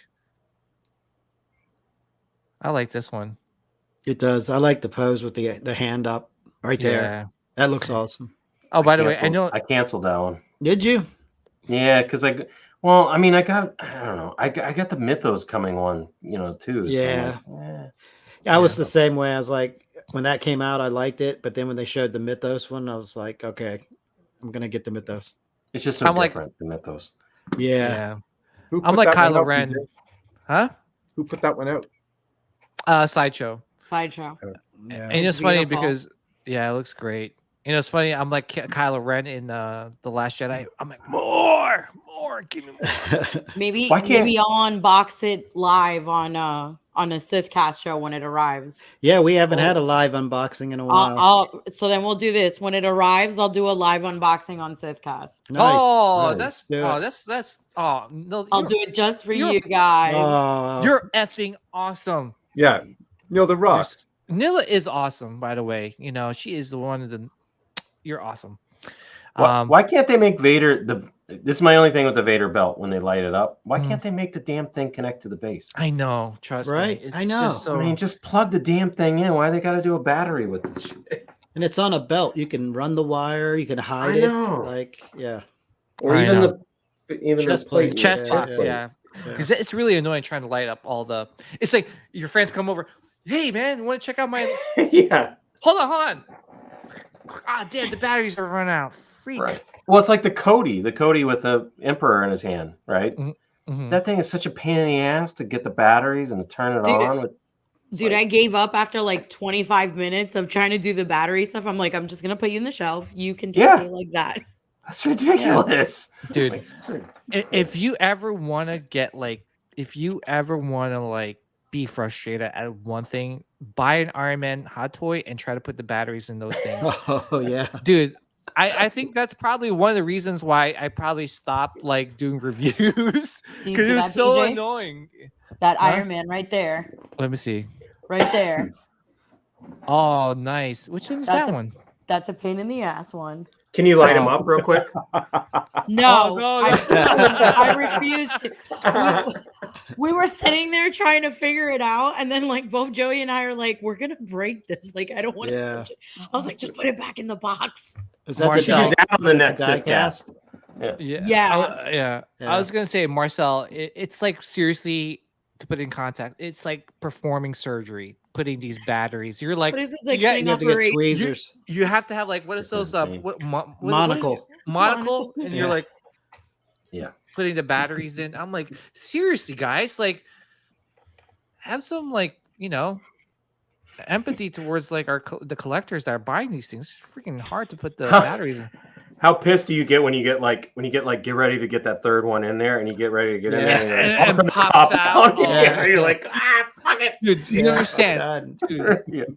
doing it, I remember, and mind you, this is why, dude, doing reviews for YouTube is like can be a pain in the ass. But I remember, like, I had like doing a review for one of the Iron Man Hot Toys figure, and I'm like, all right, well, because people they want to see it lit up, right? Mhm. Yep. So you're spending all this time like, oh, I gotta do this for the YouTube channel. I gotta do this for the YouTube. And I'm like, dude, like there's so many times when the batteries just come flying out, and you're like, I'm like, oh my gosh, I'm gonna punch a panda right now. This is ridiculous. Like, what's going on?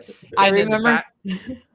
I remember when I batteries did the going in the review for the chairs. Cody Mhm. and the battery. I was filming it and doing the review, and once the battery flew out, I was like, "F it!" I was like, "I'm deleting this video. I'm not even posting it." Done. I go, I'm just putting it right in the DTOF. I'm done. And then I was telling Joey, anything with batteries, I'm not making reviews about. Yeah.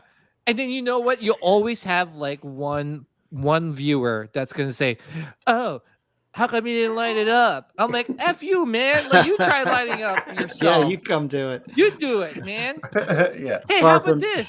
How about you do it and Far- figure it out?" Far from Death Star said first world problems complaining about putting small batteries in $400 figures. Oh, I know. Seriously. Yeah. Oh my Well, you god. would think if we're spending that much on a figure, like you would make it super easy. Give me the tools for it. Yeah. Like just make it very easy for me.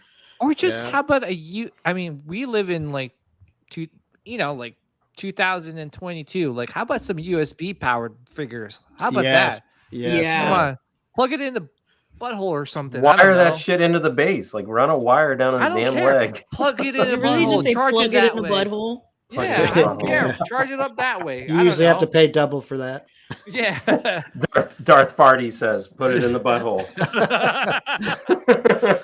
Oh man. Yeah. So yeah, this is problems as collectors, right? Or And you know Marcel, what? he's like, what the hell did I get myself Well, into? and you know what? Can I say Marcel actually knows our problems because he's giving you the gloves, right? When you buy a print, he's giving you the That's white right. gloves. Dude, how awesome is that? He's probably like the smartest freaking collector out there. How many of these box like statues you bought and they don't give you any white gloves? Like seriously. Yeah. Like, I dude. think that you guys are sitting on like missed opportunities of blooper reels for your video. For your I know. videos. Oh no, because you would hear me like screaming like fuck. I know. Oh my gosh. Or like I'm like complaining, going, why is this so hard? I'm like, I can't do this. I know. Trust me. I'm like, especially those Iron Man figures. Like, I'm like, I hate you, Hot Toys and Iron Man. But yeah, no, but like, yeah, it's crazy too. Like, we talk about white gloves and stuff. Like, having a ritual. Like, I think I told you guys about ritual of opening up statues or even art prints as well. Right? I told you You guys. give it the smell test. We smell it. No, I don't. Yeah, well, that too. But in the most part, I put 2 tubs of water, right? And I start washing my feet, and then I start washing my hand, and then I put lather myself a little. So creepy. Put the lotion in the basket. Ma, lotion.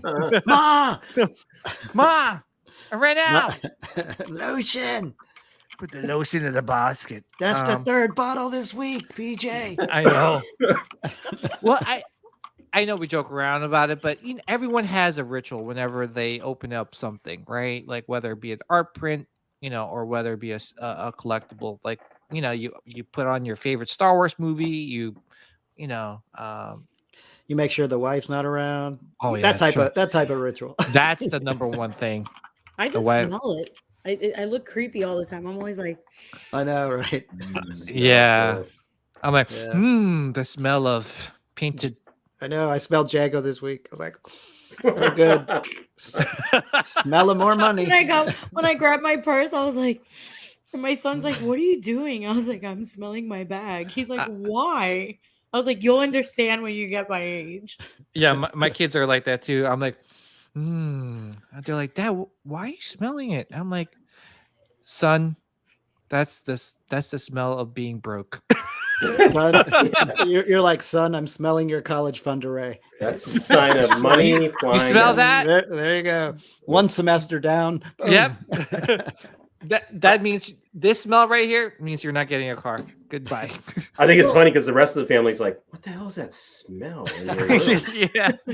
Like, it's weird. What is that smell? You're like, what? See, in my house, it's a little bit hard because both of my sons are collectors as well. So, like, my oldest son likes to collect wrestling figures. Mm-hmm. So, like, when we take him to the store and he sees a wrestling figure, he now starts, like, doing his little ritual, opening around the corners. He smells it. And then, he, like, if he doesn't like how the pants look on certain characters, he goes immediately and goes into the garage and gets his spray cans and goes outside and sprays them down. And then, my youngest son just now started getting into Spider-Man. So now he's like doing all the lighting in his room. And I'm like, damn it. I was like, it's only supposed to be me and Joey, not you guys. Like, now you're tapping into my money. I know. I feel you too. It's like, I was telling Sean, right? Like, I'm booking my plane tickets to Florida. I'm like, son of a $300 round trip. That's cheap. Yeah, I know. I'm like complaining about that, and I'm like, let me buy this Hot Toys Boba Fett Black Salacious Crumb. Yeah, $4,000 Salacious Crumb. Okay, what the hell? But $300. I know. I know. We were doing the same thing for Star Wars Celebration in England. We were gonna go, and then we started doing the math. I'm like, crap. I'm like, all 4 of us got to renew our passports. I was like, all 4 of us want to go, and I kept asking both of our sons. I was like, "Are you sure you want to go? You want to go? You don't want to stay with? You want to stay with my mom? Are you sure you want to go?" Yeah. I'm like, "It's 2 weeks. You sure you want to go?" The food's awful. You're not gonna like it. I was like, "There's nothing else to do." I'm like, "We're just gonna go see Star Wars," and they're like, "Yeah, we want to go." And then my youngest is like, "Oh, we could check out all the Harry Potter sites." I'm like, "No, Harry Potter." It's a 72-hour plane ride. You'll never make it. By the way, everything to discourage them. By the way, Far From Death Star says, "Do they have a Hot Toys box smell cologne?" Like, let me tell you, I There would you go. say If to they spray the whole ever house. make guys, we gotta make one. Can you imagine? Or just like a candle or some potpourri that smells like Hot Toys. When you come into your collector room, it just constantly smells like Hot Oh, Toys. dude, like it's like that new car smell. Yeah, Exclusive Comic-Con event. Yeah. Yeah. Oh, exclusive. Yeah. Get the new cologne. Yeah, it's like That's awesome. So I like Uda, Uda Hot Hot Toys. Toys. Yeah, or something like that. Pick up your Kenobi roll and get some cologne. Yeah, there you go. Kenobi roll. I love Kenobi it. roll. I Yeah, love it. hey, I'll have a wait. Hold up, I Dude, have I'm a gonna video. convince my They've done local. studies, 60% of the time, it works every time. That doesn't make sense. It's that That's the anchor best. man, but yeah, man. I just think it's crazy. Like what we do for for collectibles and art prints. It's a good thing. It's an escape from the real world and real world problems and stuff like that. And I'm glad to share this collecting journey with you guys and talking Yeah, and man. collecting and Star Wars journey with you guys.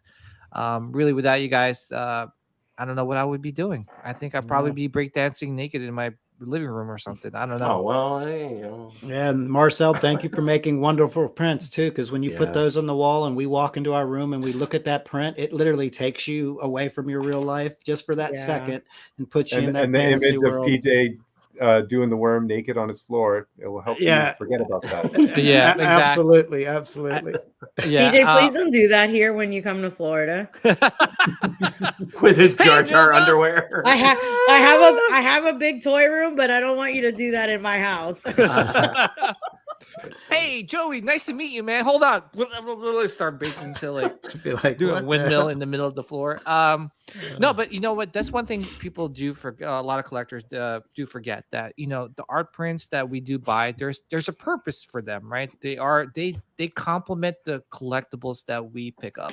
Like I said before, right? I already have a Maul bust. I have a couple Mauls, a saber, and how awesome would that be to have that Maul print behind Marcel hanging right behind it? No, seriously, like how Yeah. awesome would that look?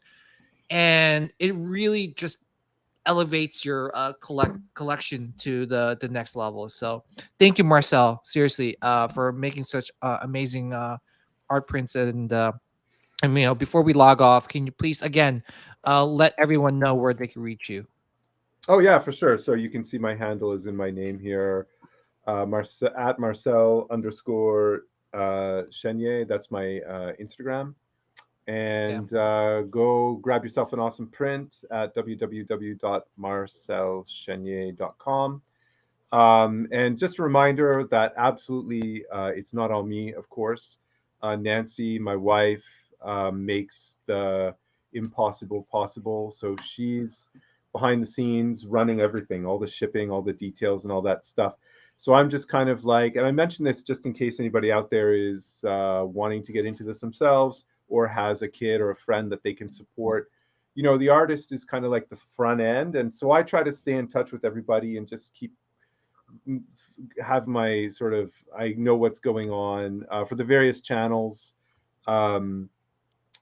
Hyperdrive, Collection Wars, Spice Runners, you guys. I try to use my Facebook as a platform to share your stuff. So, you keep me motivated. You keep me enthusiastic. I'm not right now, I'm not able to collect statues the way you guys are, although I do have a couple that, I really adore. But, you give me the energy to keep it going. And so my wife, Nancy, please just know that I can't do this by myself and that I'm just one part of a much larger community, which is, symbiotically, we're all supporting each other for better or for worse, however much we decide to spend that week. So hit me up on my Instagram, give me a follow. I'd love to I try to communicate with people while Nancy's managing everything in the back. So hit me up on Instagram. Go grab a print. There's a couple of Emperors left. I think there's 2 30x40s left. Those are almost gone. There's 2 of the Collection Wars exclusive, the Ralph McQuarrie Vader concept piece. I actually kind of almost prefer that to this one, but Oh oranges. no! How dare you? Yeah, so there's a lot of some stuff that's almost gone. So if you're interested, go grab yourself a copy. Don't forget to support Nilda. Go follow her. Appetite for Collectibles. Jeff, I don't know if you've got like a channel or a thing going just on. Instagram. Just Instagram. That's me. Go to Jeff's house if you want, maybe. No, don't do that. Come by. Swing by. I keep telling Jeff that he needs to do like a room tour. It's so sick. Yeah, no, I gotta do one. Still, I'm waiting for one. Yeah, I gotta do one. Soon. Well, that's a great segue. Let's go to Jeff. Where can anyone or everyone hit you up? Yeah, just Star Wars Addict 77 on Instagram. So, and then I'm all over the groups. So if you get inspiration, you want some advice, or how do I put something together, then just hit me up. So, and I think it's a great point, Marcel. Like, we have spouses and loved ones that participate like off the scenes, right? As far as like putting up with our collections and helping us get things and things like that. So shout out to those people as well. So appreciate it. Yeah. Totally agree. I want to just piggyback on what you guys said. I think thank God that I have a really supporting wife. I know as much as I bust her chops on the show about her divorcing me, and but she's put up a lot, especially with a lot of the boxes and collectibles that come in. So I thank God my wife is super patient and super supportive, not only with my collection but with the podcast and my channel. So yeah, great point, Marcel. Also, please check out Appetite Collectibles. Want to just share her channel. Nilda, anything coming up in your channel? Like I said to you guys, my spouse has always been my biggest fan. So now his store is doing its thing. So I'm now taking a break from my stuff a little bit, and I've just been now his biggest fan. So, like, to piggyback from what you guys said, I have the best spouse ever. Like, we both complement each other very well. We both are each other's best friends, and like anytime I want to go do something, he's always my main cheerleader. And even though it's detrimental to both of our bank accounts because we both always want to buy the same thing, but I have to say I have the best spouse ever. He's awesome. Awesome. So yeah, please. Did you? Oh, sorry. Just a quick question. Did you guys get that feature on that news channel? So the guy is actually messaging us tomorrow. I took next week off from work. So we're either going to be doing the feature with Channel 10 on a Thursday or Friday. So once I find out tomorrow, I'll let you guys all know. But I'm pretty excited and nervous because Joey always wants to do this thing where, like, he always says that even though we're both the owners of the store, but he likes to kind of like gravitate me towards it more because of the fact that there's not a lot of female toy collectors and store owners. So, we like to do it together, but he kind of like likes to push me a little bit more towards that scene. And I get a little bit nervous at times, but it should be fun. I think the only thing that I have right now with my channel, I am going to be filming for SuperCon because they sent me press passes. And then hopefully if my sunburn goes away by that time, I'm supposed to get, I was going to do the same thing like I did with Ashley Eckstein. I was going to get a small Darth Maul tattoo and actually have Ray sign it while I go there and get all the plaques signed as well. I'm trying to do a double signing, and JSA is going to be there. So I'm going to try to get it JSA'd again. Nice. Yeah, that's awesome. So, and then once that's it, I'm done. Well, yeah, guys, please check out Way Back When Collectibles on YouTube, and please check out Nilda's YouTube channel, Appetite for Collectibles.